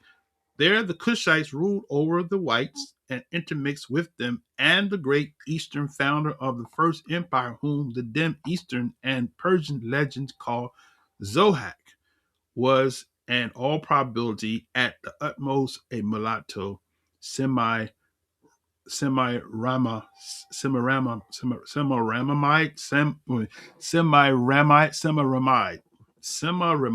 his mother being of white, then of subjugated stock, a black eunuch, Bagos, put on the throne, Darius Condominus Groski, America and Europe. Okay, all right. Whew, man, that was a lot there. Man. Wait a minute. Whew, I got to take a breath after that. Because that was a lot. for me, and I done read this stuff before, but that was a lot. Now, we're going to branch into Rome. So by now, hopefully, prayerfully, you have seen that in Greece, right? The intermixing with the Hamitic Negro, Ethiopians, Negroes, same interchangeable word they use often when they say Negro. They're not just referring to transatlantic slave trade, but they say Negro, they're referring to people of color, right? So we should see by now that there was a lot of intermarriage between the Greek people and the Ethiopian or the blacks, right? Now, Rome. Let's go to Rome, right? Y'all ready? You ready? Let's go to Rome. All right. Now, this is chapter 4. Intermixture of whites and blacks in ancient Rome, right? Rome was a melting pot, second in variety only to the United States and Brazil. Let me read that again. Rome was a melting pot, second in variety only to the United States of Brazil. So here's the thing that the scholars or the white supremacists don't want you to know. I've never heard anybody say this until I read J.A. Rogers. We say America's a melting pot. Rome was a melting pot. People say Egypt was a melting pot, which is true. Rome also was a melting pot, right? That's why that's the turning point of the peoples of the seas. We have different complexions and appearances, right? Okay. So he says that Rome was a melting pot, second in variety only to the United States and Brazil. All the races of the old world met and mingled there. Rome traded with China, so there were probably Chinese too. Droves of fair Britons, Celts, Gauls, Teutons, Slavs, Spaniards, Moors, Persians, Egyptians, Ethiopians, Sudanese, and Negricians were brought to Rome. Martial AD 40 through 102 mentions Thracians, Samaritans, people from the Nile at its source. Arabs, Sabians, Sicilians, Sicambrians or Germans? Sicambrians or Germans, okay? With twisted hair. Wait a minute, brother. Wait a minute. How do Germans have twisted hair? Can y'all think of any Germanic people with twisted hair? I'll give you a hint. You go up to Brooklyn on the day before the Shabbat, or you go up to Brooklyn in preparation of a feast day, you'll see a whole lot of them with twisted hair. Germans with twisted hair. I'll give you another hint. They call themselves Ashkenaz. What you bringing to the table, brother? They don't call themselves Esau. Okay, now, he says Germans with twisted hair. I lost my place here. Okay. Right here. Germans with twisted hair and Ethiopians with woolly hair. Germans with twisted hair and Ethiopians with woolly hair as among the peoples to be seen at the games. Modern historians as Carcopino, Frank, Barrow, and Dury mention Rome's racial variety. All the barbaric peoples, all the conquerors were represented, says Dury. Slaves were so numerous in Rome, says Pliny, that we require the services of no nomenclator even to tell us the names of our servants. Now check this out. This part right here, you're going to want to put this on your belt, because J. Rogers, he debunks a lot of falsehood in this statement. He backs it up with his sources. And watch what he says here. He says, all right, the Negroes were brought primarily from Greece, Carthage, Egypt, Sudan, and Morocco. Wait a minute. So the Negroes was brought from, he said they were brought from Greece. So doggone it. How did the Negroes get into Greece? We didn't told you, we didn't cover it. It was a bunch of intermarrying going on between the Ethiopians and the Greeks. So you had Ethiopians and blacks living in Greece. The part of history that they refuse to tell you about. But it's any person that do any research like J. Rogers did, you'll find out. If you actually go to Greece into some archives, you'd be surprised what you might find. You might have to go to Russia to find those, because they're trying to bury the truth. Right? All right. So he says what? The Negroes were brought primarily from Greece, Carthage, Egypt, Sudan, and Morocco. Right? Carthage, who came from Carthage? Who came from Carthage was Hannibal. They call him the Carthaginian general, right? So if you go on YouTube and you search for Hannibal, the Carthaginian general, you're going to see an image of somebody who looks white. Okay? But Hannibal was an African. Okay? Let's go back in. All right? So you have Hannibal. It says that the Negroes were brought from Carthage, Egypt, Sudan, and Morocco. Like the whites and near whites from the east, they were processed first through the great slave market on the islands of Delos, and later through Corinth and Carthage. Rome itself became still later the greatest slave market of antiquity. Strabo says as many as 10,000 slaves a day were sold in Rome alone. Whites and blacks were sold indiscriminately. So you got that admixture, right? So for all of my white that want to say we was sold as slaves too, they're right. Right? They're right. So you might be one of us. You just might be one of us. And living in denial.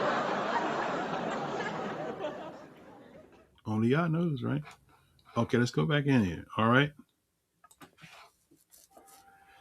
He says slaves were employed at not only menial tasks as street cleaners, but as actors, tutors, secretaries, counselors, physicians, among occupants of Negroes, as named by Roman writers, were actors. So the Negroes were actors, right?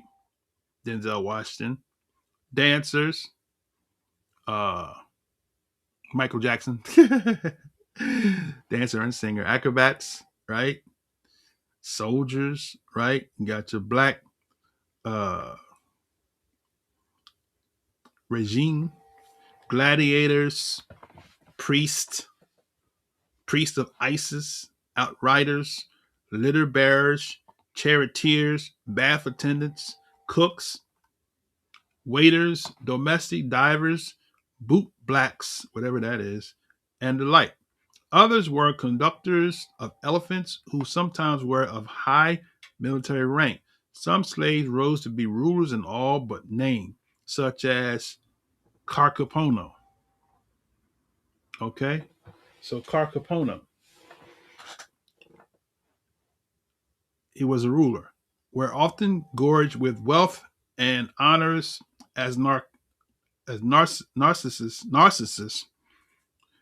and Iulus, who held absolute authority in Caesar's name over the wealth and life of his subjects. Two others mentioned by Juvenal were Licinius and Crispinus. The latter favored Domitian was enormously rich, and he an Egyptian juvenile called him one of the dregs of the Nile. Okay, so now, brothers and sisters, I got a whole lot more. I want to try to fast track a little. So let's see. Let me just read this little heading here. It says, in Rome, all the ancient world, a slave was a slave. In fact, the racial variety was so great that it was impossible to set off any one group as an American, where white indentured servants was set against Negro one. In ancient Rome, a slave was valued according to his ability, right? So that's it. So there was no distinction between colors, right, in Rome. So you had a lot of mixing going on in Rome, right? Um, let me go to my notes real quick. I want to see something that I want to highlight that I want to kind of move. So that's page. Right now we're at page 46, and let's see. So I'm at 40. Let's see, 46.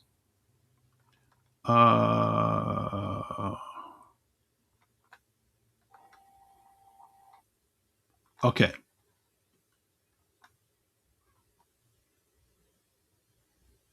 So let's go to page 47. I want to read this part here, page 47. Okay. Now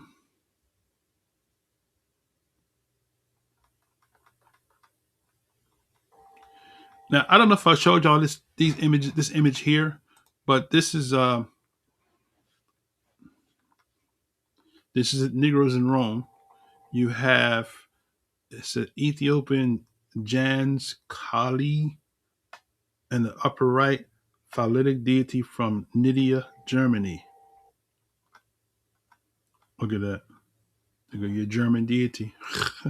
And lower, Negro musician. There you go. Okay. So, man, that's Rome. Don't look like Esau to me. Okay, now. That's funny, right?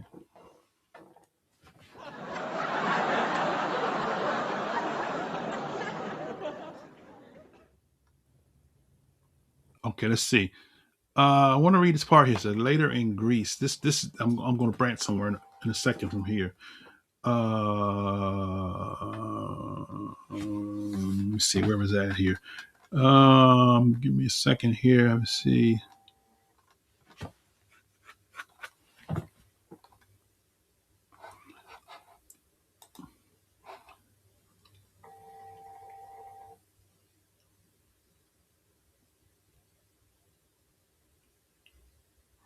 Let's do this here. Let's see.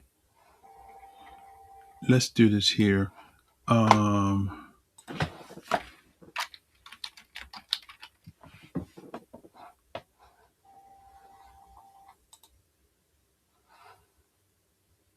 Okay, this part I missed it.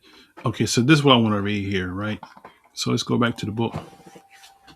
I want to show you something here. I want to navigate to another book.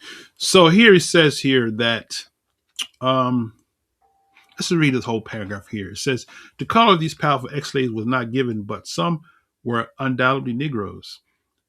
That they were dark skinned is clear. It was a custom to whiten the chalk and naked feet of newly arrived slaves exposed for sale. Such slaves, it appears from Juvenal, where those from the east, certainly the feet of those already white, as blonde ones from the north, would not be whitened. Pliny mentions Pallas as coming with whitened feet. Phoebus, Albus, and Juvenal does so of Licinius and Crispinus. Pallas, freedman and emperor of Claudius, was lower of the empress.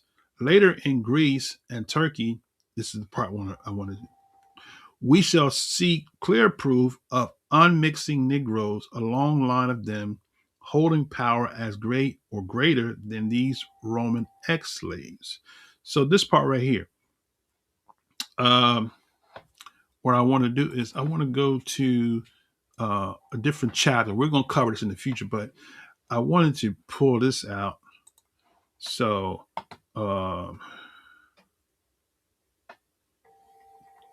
This is chapter 7. Okay, Byzantine or Byzantine or Byzantine. So I want to go to chapter 7. And okay, so here's where we want to read right here. Okay. So it says here, mixtures of whites and blacks in Greece, Turkey, Italy, and Central Europe, right? What I want to read out of it, let me see, is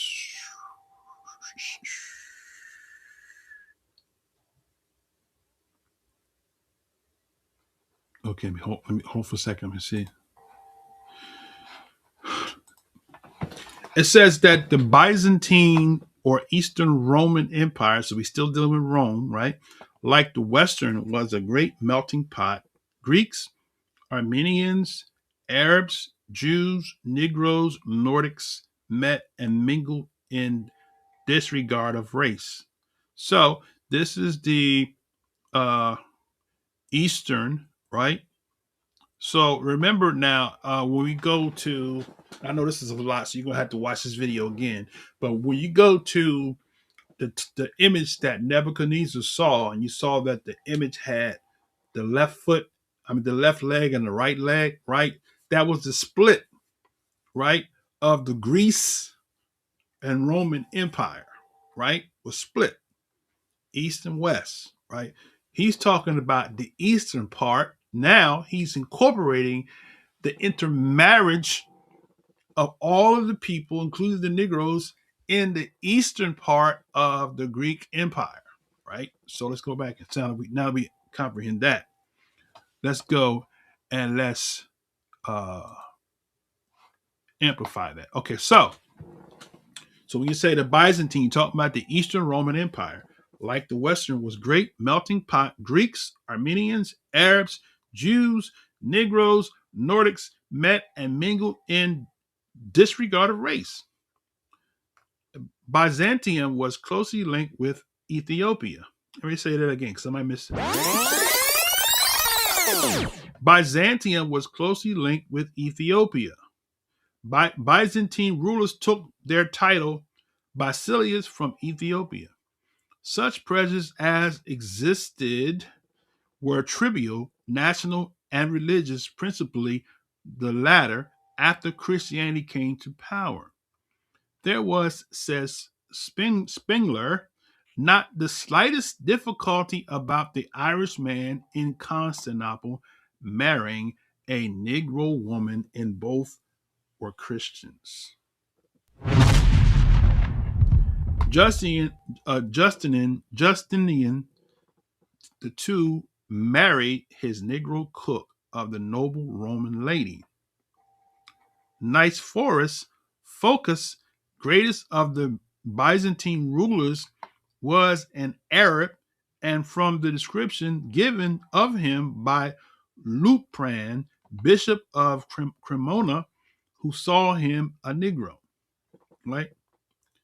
So he says such prejudice as existed against race in the matter of marriage were directly chiefly against the fair whites to the north because they were considered heathens. Constantine issued strict orders against even the marriage of their princesses with his people. He says Negro soldiers who had been coming into Greece from about the 10th century BC continued to arrive until the War of the Greek Independence of 1830 and later. The pirate who plundered the temple of Neptune was Sano, a Negro. In 904, Leon, the African, invaded southern Greece with 54 ships and 10,800 Negroes and ruled it for years.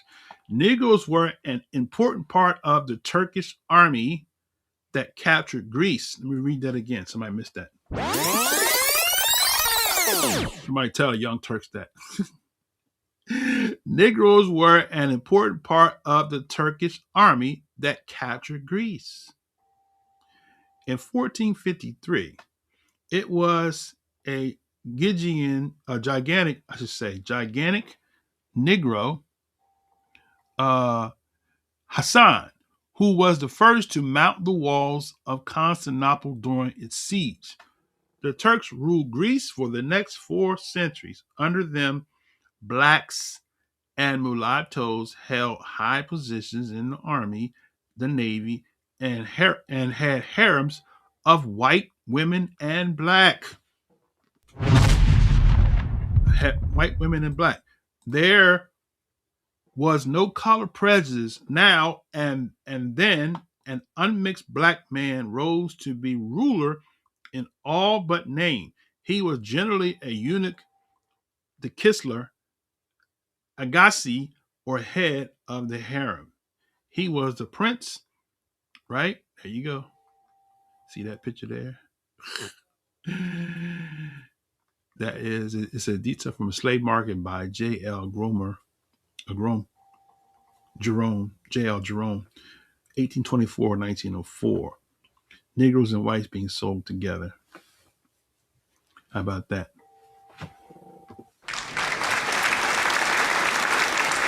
And you go to the Turkish Empire. There goes your Turks.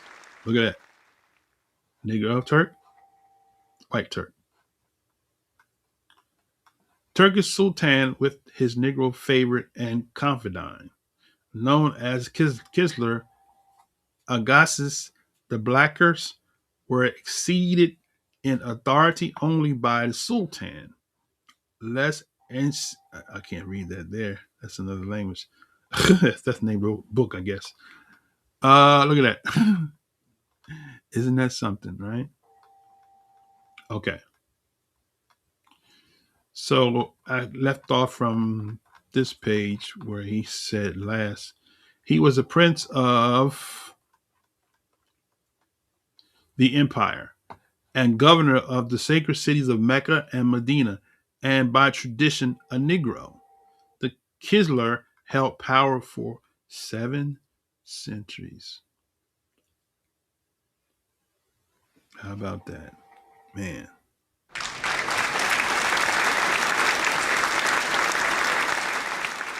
Talk about a little known Black history fact. I know this is a lot. So let me see. Somebody greeted me here. This is who is that? Yahweh ben Israel. Shabbat shalom to you, my brother. Shabbat shalom to you and your household. Praise Yah. Hallelujah. I don't see digital come in. I don't know if he came in or not, if I missed his comment or not, but I didn't see digital come in.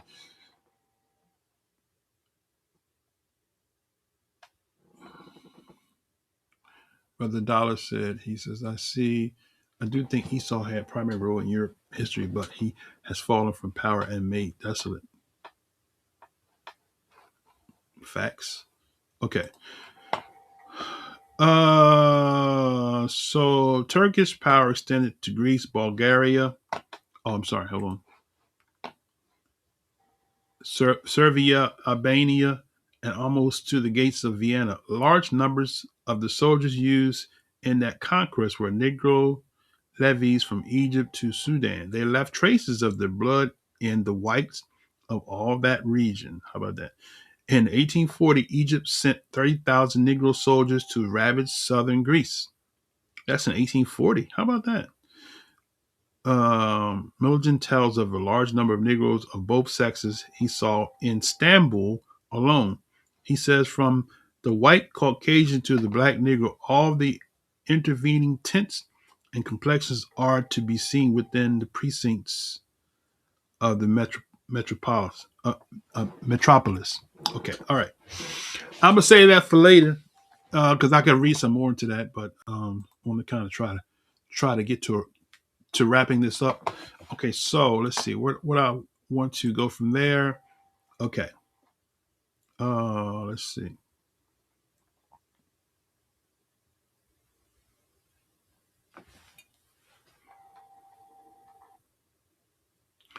Okay, I have some stuff that I was going to cover. Let's kind of fast track a little bit.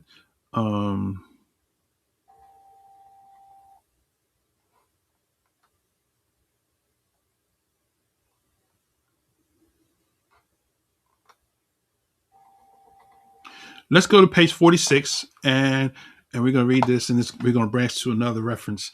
So I'm going to show you something about Beethoven, right? Okay, now, so let's go to page 46, right? 46.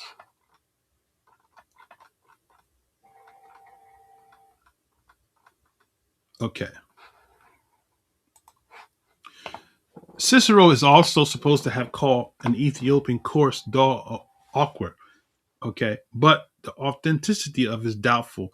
This is omitted from the best edition. On the other hand, what he did say about white-skinned Britons was definite. He said they were of dull-witted. One could expect from them no fine hand in music, literature, and arts. Tasks then expected of slaves. Of course, Britons were then further away from civilization than the number of Negroes, who, as a result, were more advanced. But it is safe to say that Britons of the second or third generation born in Rome were no different from the average Romans. Okay. Now, interesting how he says this here. This part I want to highlight because this is going to branch me into Beethoven. Okay, so where did he say about? Okay, this part right here says he said. Let me highlight this here.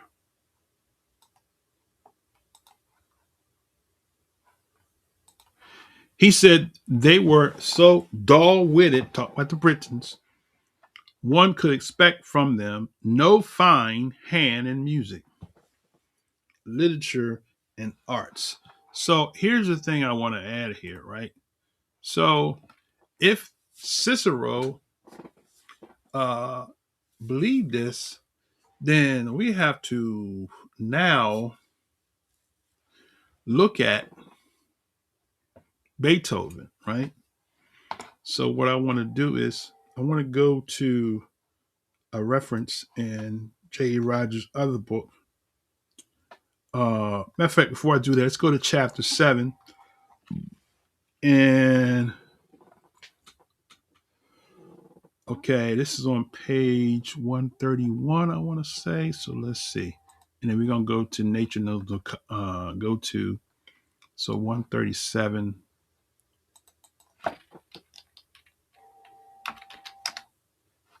I'm messing up. 137. Where are we at? Okay. I got to show you these images. This is going to be for the future lessons, but since it just popped up, I thought I would share my screen, let you all see this here. Okay, so this is Holland, right? I'm just going to scroll. I'm not going to talk about it. I'm just going to let you see. Germany and Belgium, right? Holland, right? Then we're going to talk about this in the future. Russia. What is this here? I'm not going to flip that around. Okay. And what page did I say? Let's do it this way. I'll make it easy.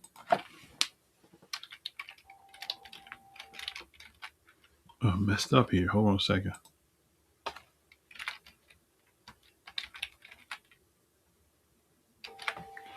Okay.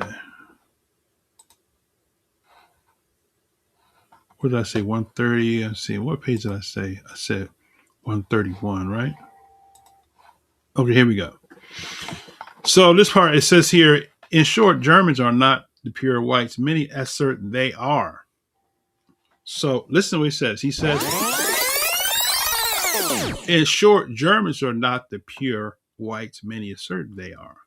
Several German writers agree on that. Among them, Friedrich Hertz, it was your Hertz rent-a-car, right?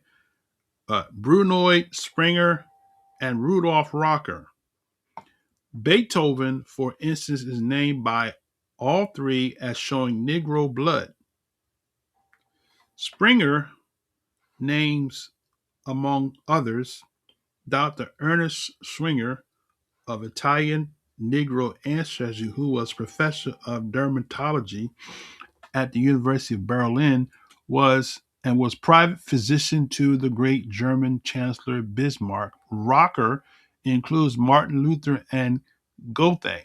He says we need but think of Luther, Goethe, Beethoven, who lack almost completely the external marks of the Nordic race, and whom even the most outstanding exponents of the race theory, characterized by hybrids and Oriental Levantes and Negro Malan strains in them. Right now, we're gonna cover this in the future, but I want to highlight this part here. Beethoven. So he says Beethoven is named by all three as showing Negro blood, right? So, how many ever heard of Beethoven, right? Beethoven. Okay. Beethoven. So we go to see, this is an image of Beethoven right here, right?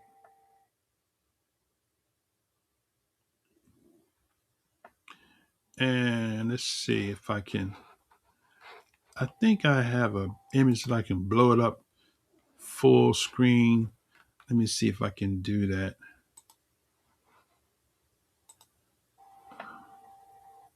I posted it on my community board.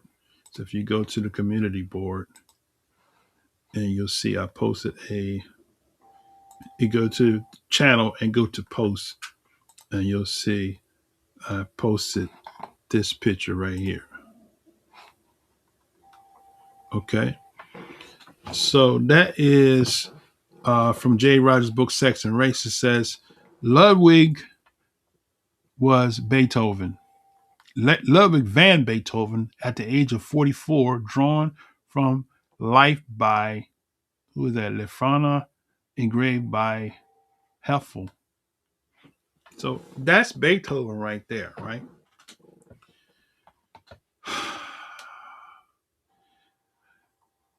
That's Beethoven. That is Beethoven.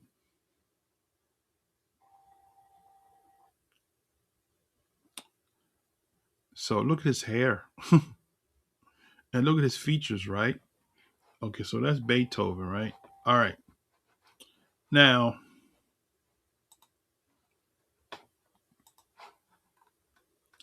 it says the pure race idea has had a start of 3 centuries. It is firmly fixed in popular mind as ghosts, or that the 13th is unlikely. Some of the firmest believers of this theory are the underdogs. The victims themselves say that this or that great man, as Beethoven, whom they have all long believed to be pure white, was a Negro. And you are likely to have ever some of their scholars down on you, regarding you as a falsifier or at best as irresponsible. So that's Sex and Race, page 10. Okay. Now, I was going to pull up the book. Matter of fact, I think I can do it. Page 10. Okay, let's see. Okay, there. So this is where I got from. This is page 8 here. That's Beethoven, and this is another. This is Clarence Cameron, right? He was an Afro-American composer. Okay. So we got that from page 10, right? All right, so this Sex and Race, that's J. Rogers' other book, Sex and Race. Okay, so there you go. There you go. So he's comparing Beethoven to a portrait of this Afro-American. He's saying he even looked blacker than the man that's noted to be an Afro-American. But there you have it there, right? Okay.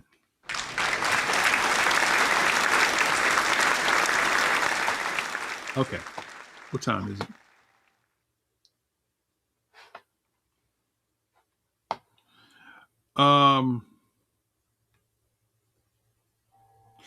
the thing of it is, if you're not a person that's into Black history and research, a lot of people want to be emotionalized when we felt good and stuff like that. This is not that setting. I can make you feel good now. I can preach to you and how you want to hang from the chandeliers, but not today. All right. Let's see. This is page 11. I want to read this part here. This is we'll cover this. We'll cover this in the future. So it says here, the black strand in the Spaniard. See if I can blow this up a little bit. Okay. There is a very large percentage of Negro blood in the Spanish people. Oh, let me bring it up on the screen. Brought by the slaves who accompanied the Moorish invaders. The Spaniards then carried the black strand further into Europe, into France, and former Netherlands. When the Spaniards were driven out of the latter lands, about 3,000 of them settled in Hamburg, and many Hamburg citizens today bears a striking resemblance of the citizens of Spain. Portugal was the first example of Negrito Republic in Europe. In the Portuguese runs a deep current of Negro blood, and there the Negro has often risen to the caste of the nobility. Napoleon's army had many small black Portuguese soldiers who were nicknamed the Fleas. Right. So, how many knew that? Very few people knew that, right? So, let's see. I'm going to skip through some stuff I was going to read. In fact, let me just fast track this. I'll just read from my notes here. Okay. It says miscegenation in Holland, Belgium, and Austria, Russia, and Poland. The Negro strain entered Belgium and the Netherlands after the Christian era, principally through the Jews who migrated there in large number from Spain and Portugal.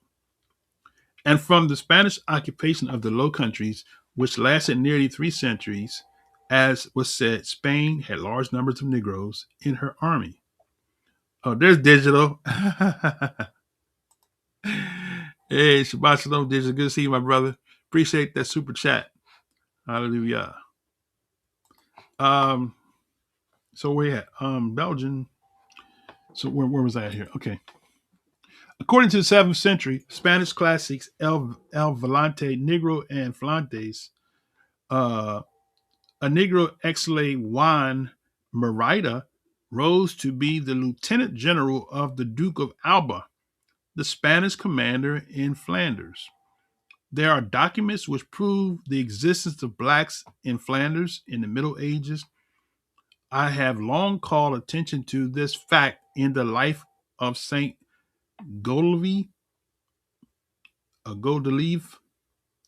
written on contemporaries, Drogon, monk of Abbey, etc. Beethoven's blackish brown skin and Negroid traits might have come from the Spanish stock. So they're connecting him with the black Portuguese. So Beethoven, right? From what the connection he's making is that Beethoven was a Hebrew Israelite.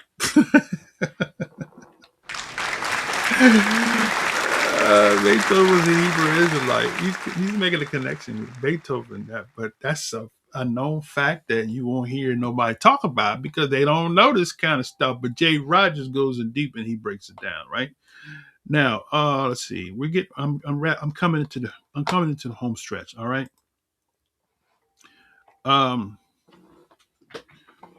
So W.W. High says ISIS soon there were shrines wherever Roman armies went. Traces of them have been found from Africa to Britain and from Spain to the Black Sea. Talking about ISIS, right? Isis had influenced the Greek world for 8 centuries from her first appearance in the early 4th century. Okay. Babylon says lawful marriages took place between Romans and Ethiopians. Jerome in his famous epistle mentions the marriage of Romans to Ethiopians. So now, another nail in the coffin to the Esau is the white man doctrine.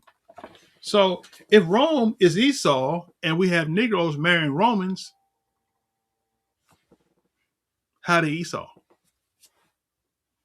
So Jay Rogers says, look, let's read it again. Somebody missed it.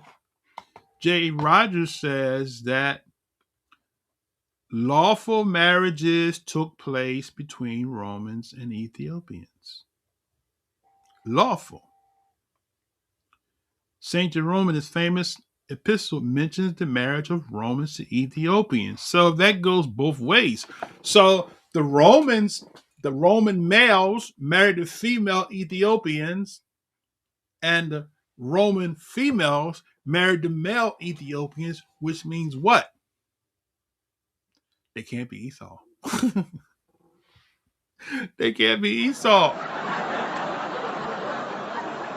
Because if their father is Ethiopian, but they're classified as a Roman, a black Roman, after the Roman Republic and after the Roman Empire, after the Roman Republic, a Roman Empire, this was in the Roman Empire that the Ethiopian was marrying the Romans. So how could they be Esau, a so-called white man, as the camps teach, if the Ethiopians was marrying the Romans? What you bringing to the table, brother?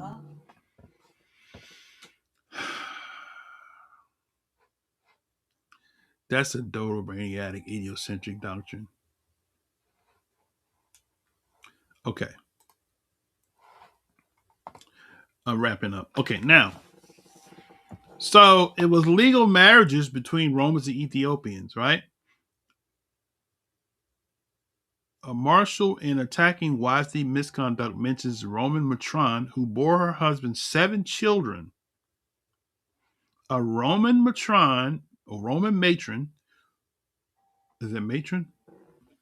Matron, who bore her husband, a Roman matron, that's a woman, right?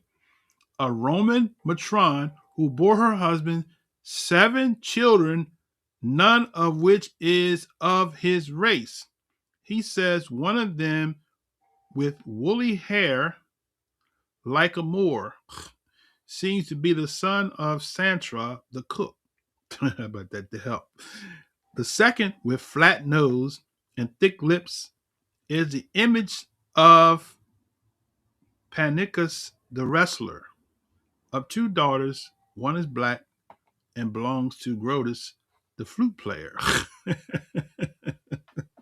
You can't make this stuff up. You can't make this stuff up, man. Oh my goodness. Anyway. So Julius says Negroes ancestry in the white race. Julius Caesar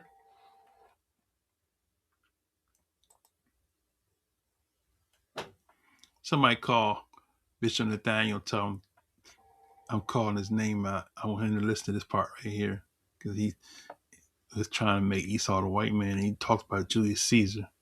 I bet you he don't know this. He probably do. You know, they so conveniently skip over stuff that debunks their doctrine. But watch this. It says, in fact, I want y'all to see it on. I want y'all to see it.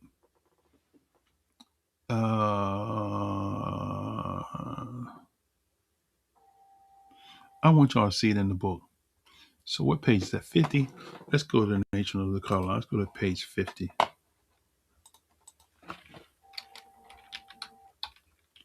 Julius.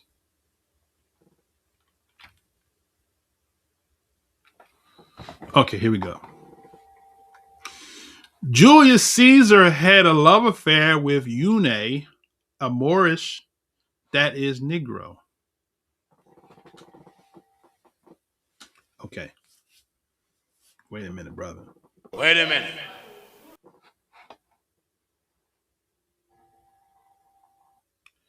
So you telling me that Julius Caesar was an Edomite, but he had an affair with a Moorish woman?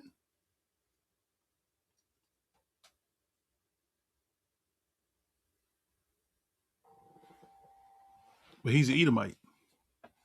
Okay. That's the dumbest doctrine that ever have hit the internet, and I'm so sorry that I used to teach that. Okay, but look. Julius Caesar had a love affair with Eune, a Moorish, that is, a Negro, queen wife of King Bogudus of Morocco. So, question here. So, she was the wife of a Moroccan, right?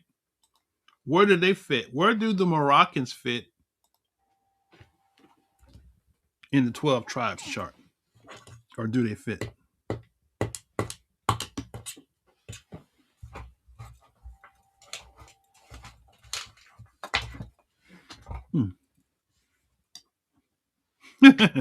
I got a visitor. He got away now, but I'm going to get him.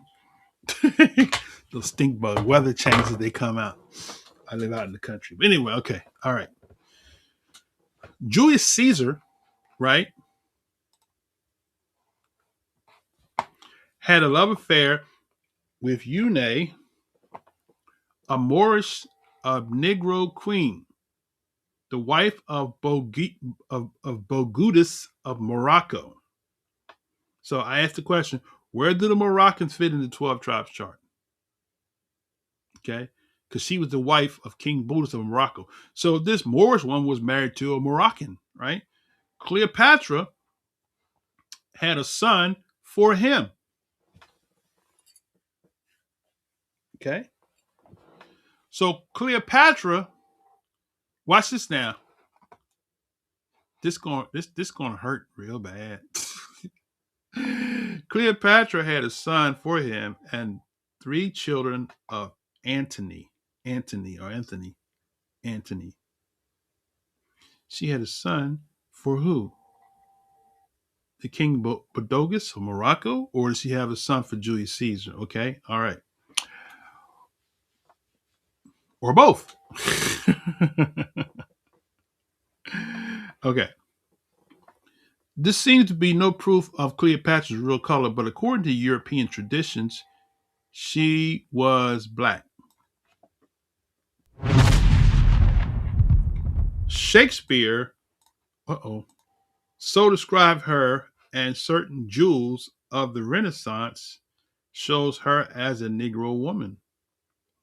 Robert Ripley's Believe It or Not, who says he has proof of all his Believe It or Not, says that she was fat and black. A reason for saying she was white through an Egyptian is that she was of pure Greek ancestry. The later is not so. Her father, Ptolemy the 13th, sometimes called Ptolemy the 11th, was known as the bastard.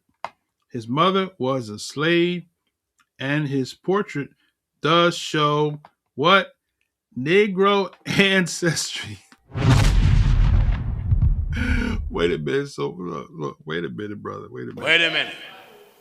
This is too much.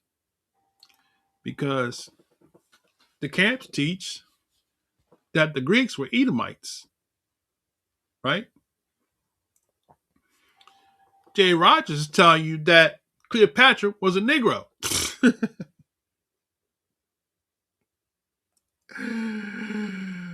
That hurts, right?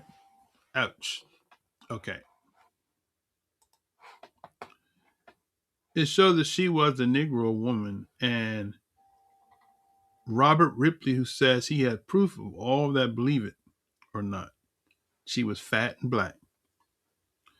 A reason for saying she was white, though Egyptian, which is that she is a pure Greek ancestry. The latter is not so. Her father, Ptolemy's, right, known as the bastard. Her father, so this is her father, known as the bastard. His mother was a slave, and his portrait does show Negro ancestries. The patriarch, particularly in the thickness of the lips. This is also true of Alexander too, also a Ptolemy. So wait a minute, brother. Wait a minute. So if we had a bunch of these black folks intermixing and intermarrying amongst the Greeks, then please tell me how the hell can they be so-called white? The doctrine makes no sense at all, even from the dynamic of a scholarly person such as J. Rogers, who the camps, I'm sure they quote him, but they won't quote this part right here. Only quote the part that's favorable to your doctrine, but let's deal with the whole thing, because J. Rogers is telling you that the Greeks largely were Negroid, right?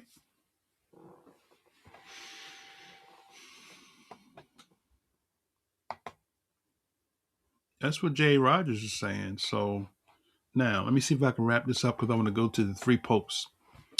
Let's go to,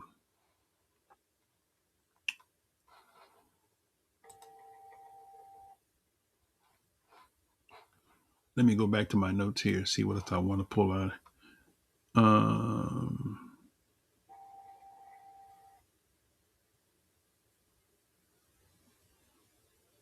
Okay, the Delphos.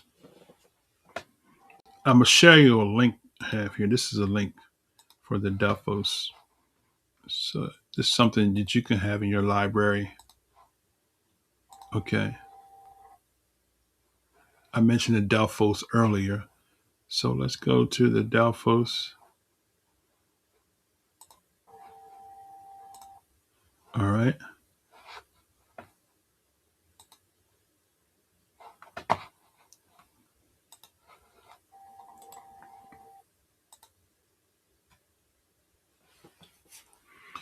Okay. It says here, let's read this part here. It says, when all Athens was busy and masonry, pottery, metalwork, and sculpture, the heads of the patron goddess of arts and crafts was a natural type of coinage. The anvil die, which goes with these two heads of Athena, Argene, was also used with other punched die with bears and letters. And a type of exceptional interest, the head of a curly-haired Negro.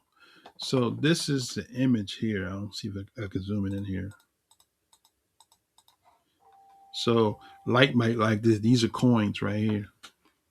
The silver coins of the Delphi.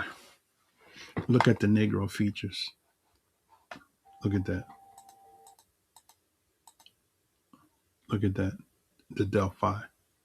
Right? Look at this one here. Oh man, I'm trying to tell y'all. I'm trying to tell y'all today, not tomorrow. Okay. All right. I'm going to skip forward. I had more on that. Okay. I was going to talk about the racial intermixture in Spain. I'll save that for that Spanish section, right? Romanization of African blood, Negro conqueror of Britain. Okay, so here we have, this is page 71. We're coming to the close here. This is page 71. Page 71. Hold on a second. This is kind of cutting into the Spanish part, but I wanted to pull this part right here out. So 71. Give me a second. I want y'all to see this here. When I see stuff, I like to share it. So these are the Moors. Right, look at that. Look at that. Okay. I said 71, right? So let's go to, what's this one here? This is interesting, right? Let's can I rotate it?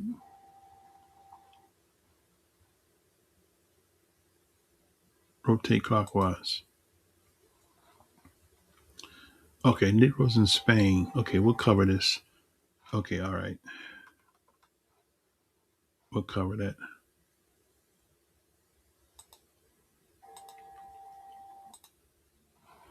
So I want to go to 71, right? Negroes and Moors, Negro ancestry, aristocratic European families. I wanted 71. So 71.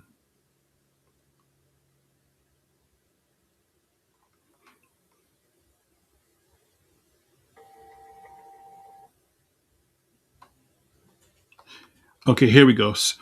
So Septimus Servus, one of the leading conquerors of Britain. Somebody missed that. Maybe back at the beginning. Septimus Servus, one of the leading conquerors of Britain, was an African. One of the leading conquerors of Britain was an African. How much, if any, Negro strands he had, we don't know. In 668, Pope Vitalian appointed a Negro Hadrian Archbishop of Canterbury, but he declined, presumably because of age. So did y'all know that Pope Vitalian appointed a Negro by the name of Hadrian to be the Archbishop of Canterbury? So he was a pope. Now, here's the thing that debunks another page in that Esau the white man doctrine. You got an archbishop in Rome, right? In 668 at that AD. He's not an Edomite, or I should say a so-called white man, but he's archbishop, and he was called a Negro. Oh, I know. That was an Israelite that went up into Rome.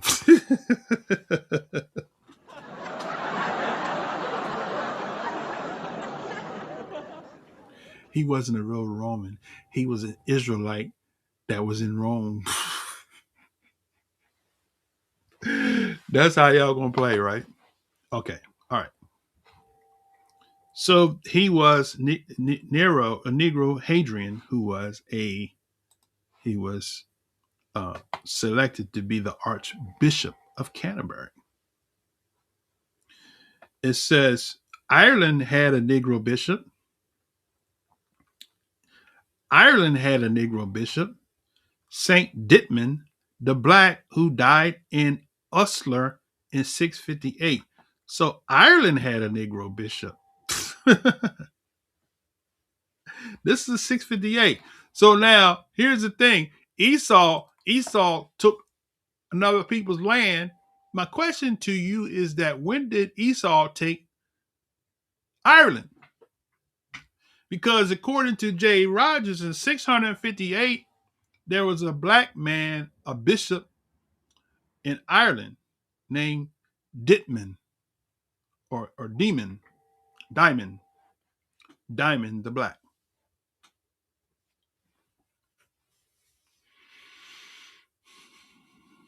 It's not looking pretty for y'all with this doctrine. Okay. Theodore, an Oriental, was named in his place. Oriental. And Hadrian went as his mentor. Ireland had a Negro bishop, Saint Demon the Black, who died in Ulster, 658. Sir Walter Scott, I have a Walter Scott, huh? Has 6 Negro trumpeters in old mortality, in white dresses, richly laced, and having massive silver collars and armlets. In one of his introductions to Ivanhoe, he replied to his critics by confirming that there were Negroes in Britain in the Middle Ages, right? He says, Moors, the race as it occurs in European heraldry, always means Negro. Moorhead, says Barry, is a heraldic term for the head of a black or Negro man. Okay. I don't need to go any further into the Moors. We covered that in a previous lesson. But I wanted to point that out. Okay. So you have the black bishops or black popes in Rome that were not Edomites, right? Now, I'm going to close it with this here, right?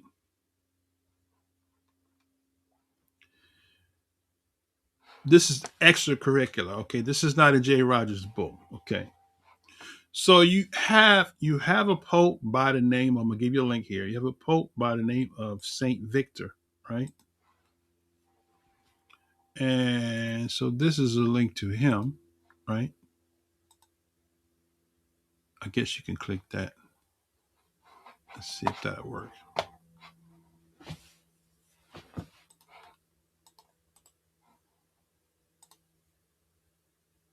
Okay, here we go. So Pope Victor I, right? Never mind this picture here because it's not true. That's not a good representation of him. Pope Victor I died 199, was a Roman African prelate of the Catholic Church who served as the Bishop of Rome in the late 2nd century. The dates of his tenure are uncertain. So, my question to the Esau is so-called white man doctrine. Who is this Pope Victor? Was he an Edomite? A so-called white person? Or was he a Negro? Was he a Hamite? Or was he a Hebrew Israelite? Which one was he? Because he was a Roman African prelate of the Catholic Church. Somebody called Candace on that one. Somebody called Candace Owens. Yeah, a black African, Roman African Pope.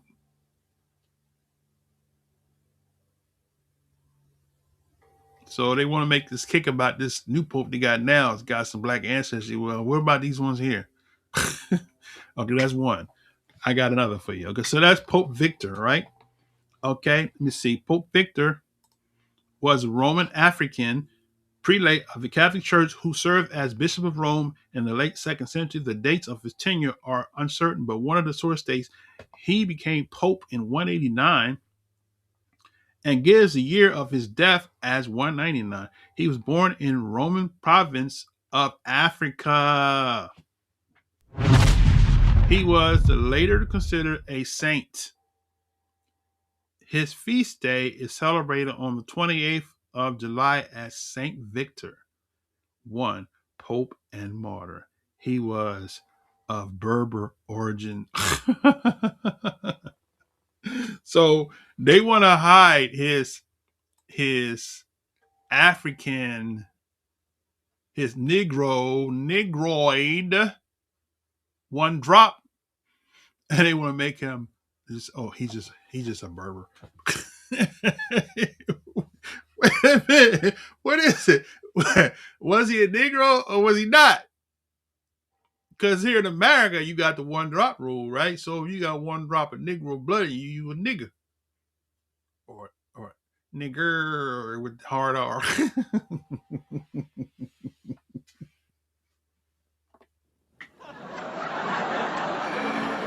You can't make this stuff up, y'all. I'm trying to tell you. Okay, now. So my next Pope is Pope. I can't say his name. I'm going to give you the link. Okay. Let's go. Okay, let's try this one here.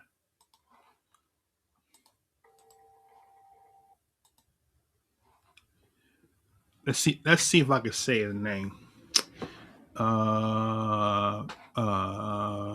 Pope. Hold on. Pope Miltiades. I think I said it right. Miltiades. I think I said it right. Pope Miltiades. This is ancient Greek. Ancient Greek. How about that? Also known as Melquiades the African. Melquiades the African.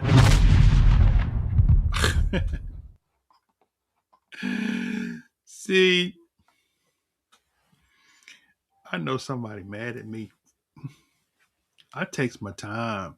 I don't care if there's 3 people left, because people can come back and watch it. It's gonna be on there. If anybody, run out of steam, and have left, they're gonna come back. This is gonna be here. This is the second black pope, right? Called Melquiades the African. Melquiades, Melquiades the African, right, was the Bishop of Rome from 311, right, to his death on 10 or 11 January 314. It was during his pontificate that Emperor Constantine, watch this now, issued the Edict of Milan, giving Christianity legal status within the Roman Empire, right? Now,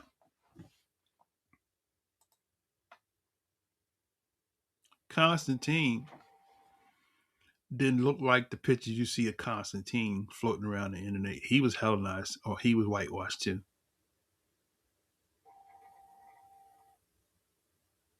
He was melanated. If I had time, I'd pull the receipts out for you.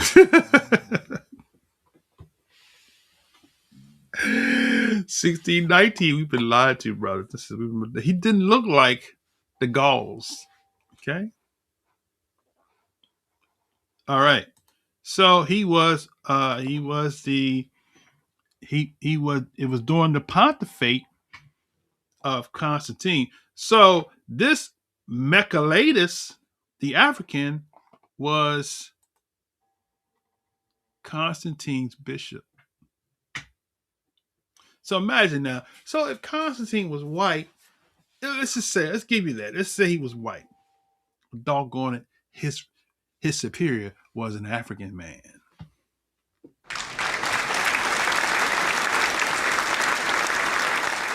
So before your Christianity was hijacked by the Anglo-Saxons, it was started by Africans.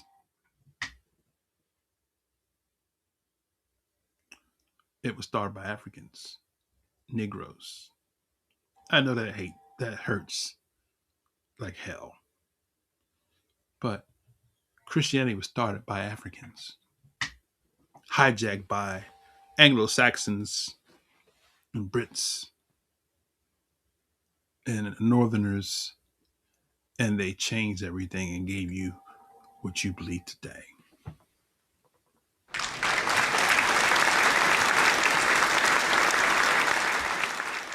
Sad, but it's true. Tight, but it's right.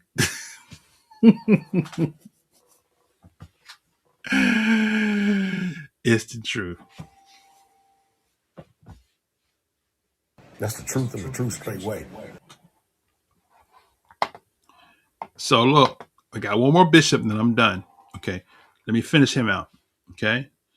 So Melquiades, now I messed his name up. Melquiades, the African, was the Bishop of Rome during the time of Constantine, right? So this African Pope was the bishop, the Pope. He was the Pope of Constantine. So if Constantine received a conversion, then he was converted into Christianity through a Negro Pope. What you bringing to the table, brother? Y'all don't like me. Right. That's correct, my brother. But I'm making a point from a historical dynamic. That's correct what you're saying, but I'm making a point from the historical dynamic, right? Okay.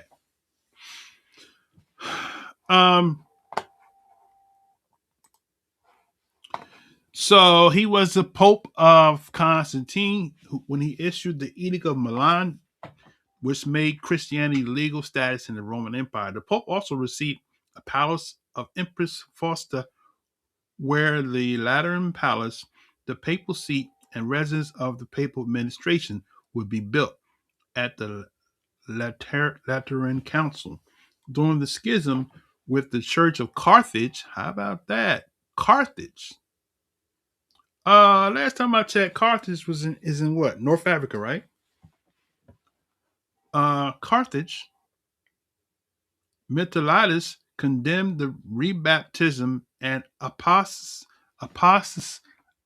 apostatized bishops and priests, a teaching of who is that? Donatus Magnus. Okay, it says the year of Metellidus' birth is unknown. Still, it is known that he was of North African descent. Right.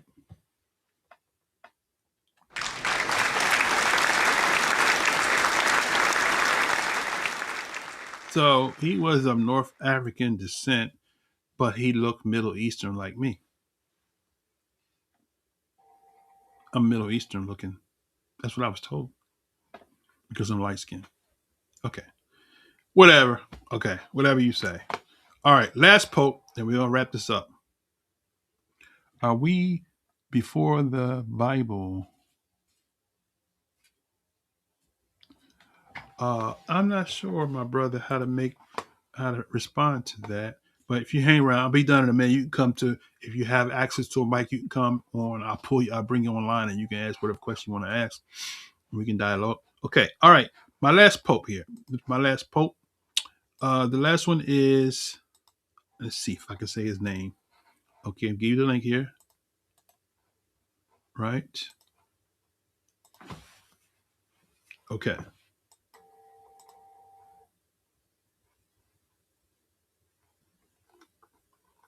Okay. I'm sorry.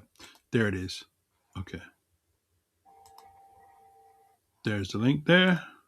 Okay. Okay. Let's go to that link. And this is the third and final one we're going to discuss right now. So disregard the picture you see over here on the side. That's not what he's looking like. Okay. Pope Gelasius. Pope Gelasius. Gelasius. Pope Gelasius the one. Pope Gelasius I was Bishop of Rome from March 492 to his death on the 21st of November 46. Gelasius was a prolific author whose style placed him on the cusp between late antiquity and the early Middle Ages. Some scholars have argued that his predecessor, Felix III, may have employed him to draft papal documents. Although this is not certain, during his pontificate, he called for strict Catholic orthodoxy, more assertively demanded obedience to papal authority, and consequently increased the tension between the Western and Eastern churches. There go your West and East, right? Surprisingly, he also had cordial relations with the Ostrogoths, who were Arians. So notice how he's distinguishing him from the Aryans and the Ostrogoths, which are Germanic people. Okay, so it says here, he had different view on the nature of Jesus and therefore perceived as heretics from the perspective of Nicene Christians. There is some confusion regarding where Gelasius was born. According to Liber Pontifex, he was born in Roman province of Africa, present-day Tunisia, referred to as a nation Afer. You know what that is, right? Black man. While in a letter addressed to the Roman emperor, J. Constant opinion that the latter assertion probably merely denotes that he was born in Roman Africa before the Vandals invaded. So now I have a second link for him. So let's go to the second link, which is Encyclopedia Britannica, just in case you want to.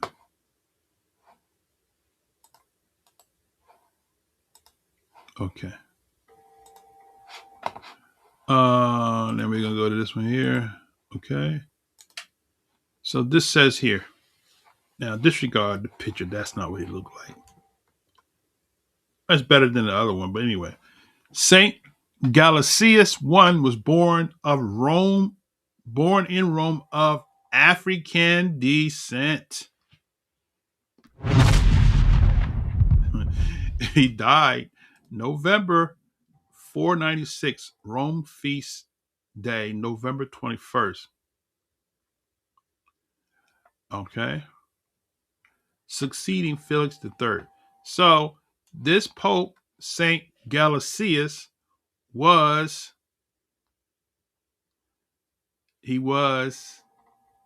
an African Pope. Okay. Right? So was he an Edomite, as the camps teach? Well, no, because if he was African, then he he wasn't an Edomite, but he was a Roman Pope. So here's my question: where did the Caucasian white Edomite fit while he was the Pope? That's what I want to know. That's what I want to know. Where did he fit? Where did the Edomite, so-called white Edomite that the camps call, fit when this African Negro black Pope was running the show? I gave you three. Where was the white, so-called white Edomites at when these three Negro popes was running the show?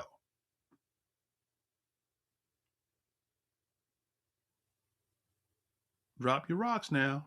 You don't want to tear up your screen because I know you can't prove me wrong because I'm giving you facts. You give me a precept that's really a concept. You give me what you call a precept, which is a concept. I'm presenting to you with historical data and genetic data to prove to you beyond a shadow of a doubt that Romans never did turn white until later. What J. Rogers said. We read it earlier. They worshiped the black first, and then after a while, they decided, hey, wait a minute. Got to change some things around here, boy. And that's when the time of enlightenment, when those that were the tail, that were descendants of Japheth, realized, oh, it's our time now. We don't have to worship and serve black deities no more. Let's change everything. Let's make it look like us. And that's exactly what they did right now. So with that said, brothers, that's all I have for today. I left some stuff out because I didn't want to make it lengthier. So next Shabbat, we're going to go ahead further. And we're going to let me go back into my index. Show you where we're going to be next Shabbat. Yah's will. All right. And then I'm gonna address this question that is on the table. I'm gonna wrap it up, close out, and then we'll come back and I'll address this. So if you're still here, you want to hang out for 5 or 10 minutes. I'm not gonna be too much lengthy after that. Okay. So where we at? So next Shabbat, we finished with the Romans and Greeks. So we're going to graduate to where are we going? The racial intermixture in Spain and Portugal, right? I may be able to incorporate the Negro as a more an aristocrat European family. I might be able to incorporate both of those together. So we'll see how it works out, how it pans out. So in between my 14-hour days, I got to find some time in between there to plan my lesson. and preferably I'll be able to do it. Maybe towards the end of the Shabbat, I might be able to get a jump start on it, and then find some time here and there to kind of tweak it or whatever. But preferably you got something out we shared, and I want to praise Most High for those of you that stayed this far, and those of you that had to go, and those of you that are just picking up this video later on, and those that just won't even come in contact with this channel at all, but you are keeping Yah's covenant and you're keeping Yah's Shabbat feast, and etc. I pray that the peace of Yah that passes all comprehension keep your hearts and minds through Yahshua the Messiah until we meet again at the appointed time. For those that are going to hang around the brother that asked the question, don't go nowhere. I'll come right back after this close out. So until the next time, we say shalom, shalom, shalom.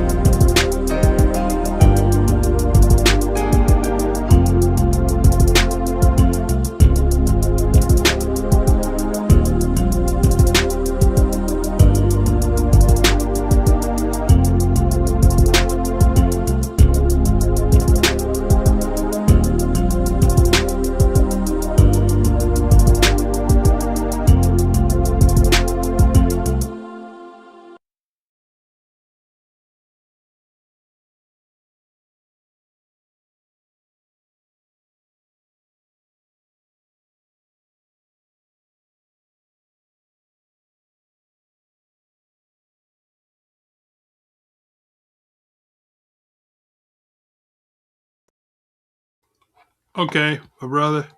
Are you still there? Let's see. How do we know they weren't Hebrew Ammonites? Let me see. What y'all talking about? Let's see. Let me go back.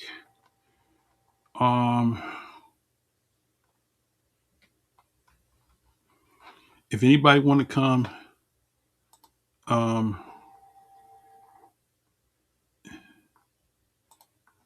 in, click the link, and I'll bring you in. So click that link there. That'll take you to where you can come in. Anybody want to? So while I'm waiting for anybody that wants to come in, specifically the brother that had the question, let me see if I can go back here. Okay, so where did we start?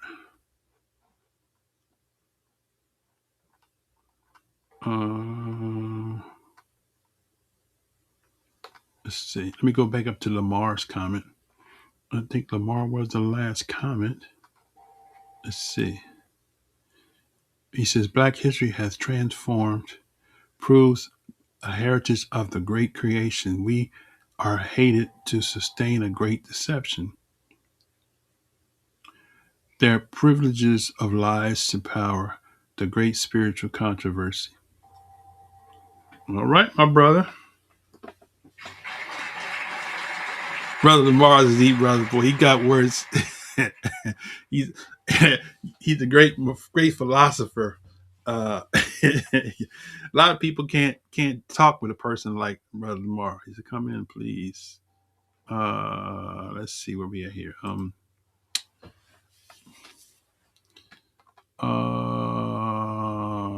Let's see. Go back. Okay, so that was Lamar's comment.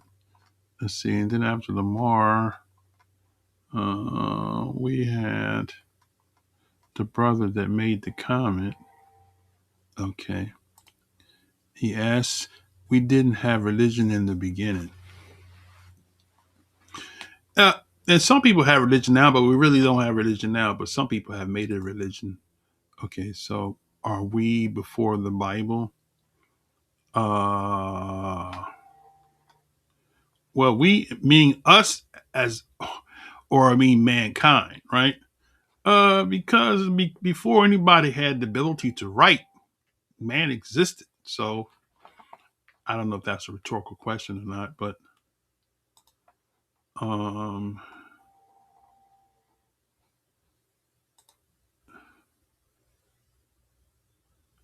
okay, yeah. So I just read what you said here.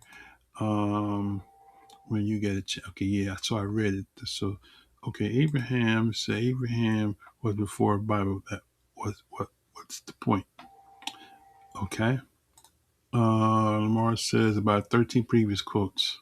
He got the exact amount of quotes. Oh my goodness, that rather 13 previous quotes. That's too much for me. Let's see. How do we know they weren't Hebrew Ammonites or Hebrew Moabites or any other Hebrews that are not Israelites? That's correct. That's correct. That's true.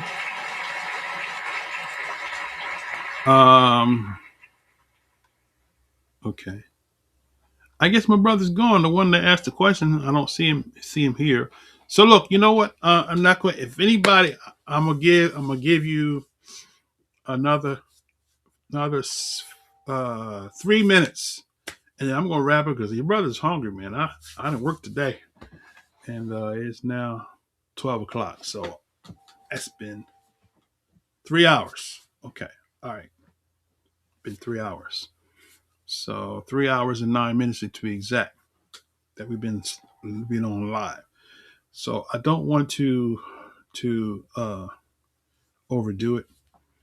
So we do have a lot to share. I don't practice what I'm going to share. I try to do and I see how my time is panning, and then I try to, if I have to eliminate certain things in the lesson to close out at that particular point in time, I do that. So pardon me if I left something out, if I didn't answer something that you might have a question about or something you might have wanted me to bring out more. That's why I offer my email. You can send me an email at yahresh at yahoo, YAHRESH at yahoo.com if you have questions, something I didn't cover. I have other email addresses, but that's the one that seems to be the one that I respond to the most. Ask Malachi, AskMalakiah at gmail.com is my question. But either or, whichever one you want. Okay? Religion is a set of man-made beliefs that are touches on Yah's conception. Yah did not introduce religion.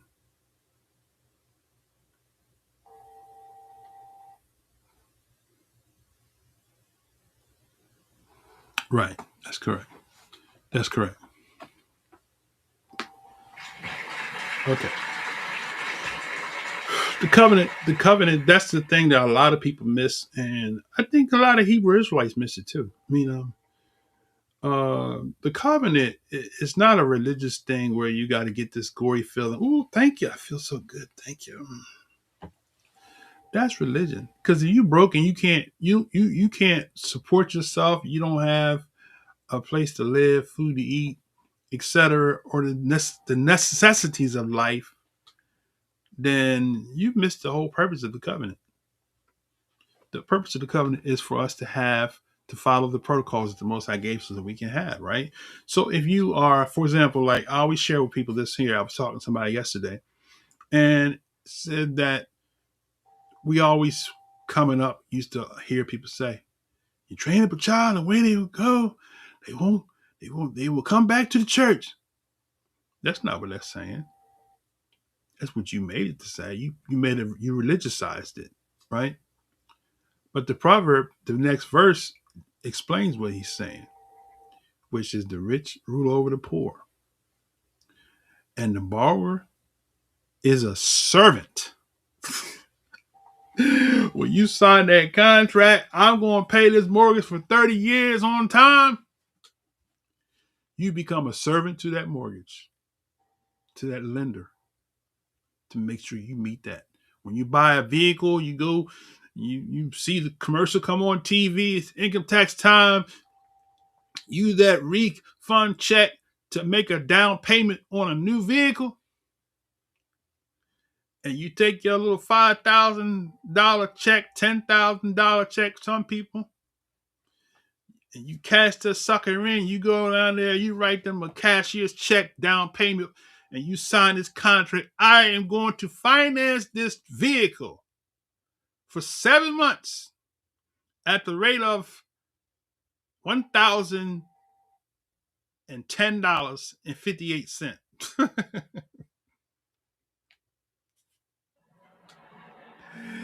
You have just signed to be a servant. Now we get mad and we start blaming the devil. The devil attacked my finances. See, I've been saying it for years. We need to do financial seminars amongst the Israelite communities because many of us blame the devil when a lot of it has to do with our own decision making. He said, eat well. I'm about to have me a salad. I'm making an arugula salad with some beets, some onions, some garlic, some olives. I might put a little trinket of shredded cheese on top of it just to taste it. And maybe some black beans. Make my own chipotle. Some black beans and some rice on top of it and call it a day. I think I'll do that. That sounds good, right? I think that's a good lunch. All right. I know I made somebody hungry. Okay. So nobody has come forward to want to come line or to ask any more questions. So if that's the case, my neck is spun around. If that's the case, I'm going to go ahead and close out this session. And we will see you all again at the appointed time. Share this video. If you're not subscribed to this channel, subscribe, like, and share. And we will see you all again at the appointed time. All right? Shalom, shalom, shalom.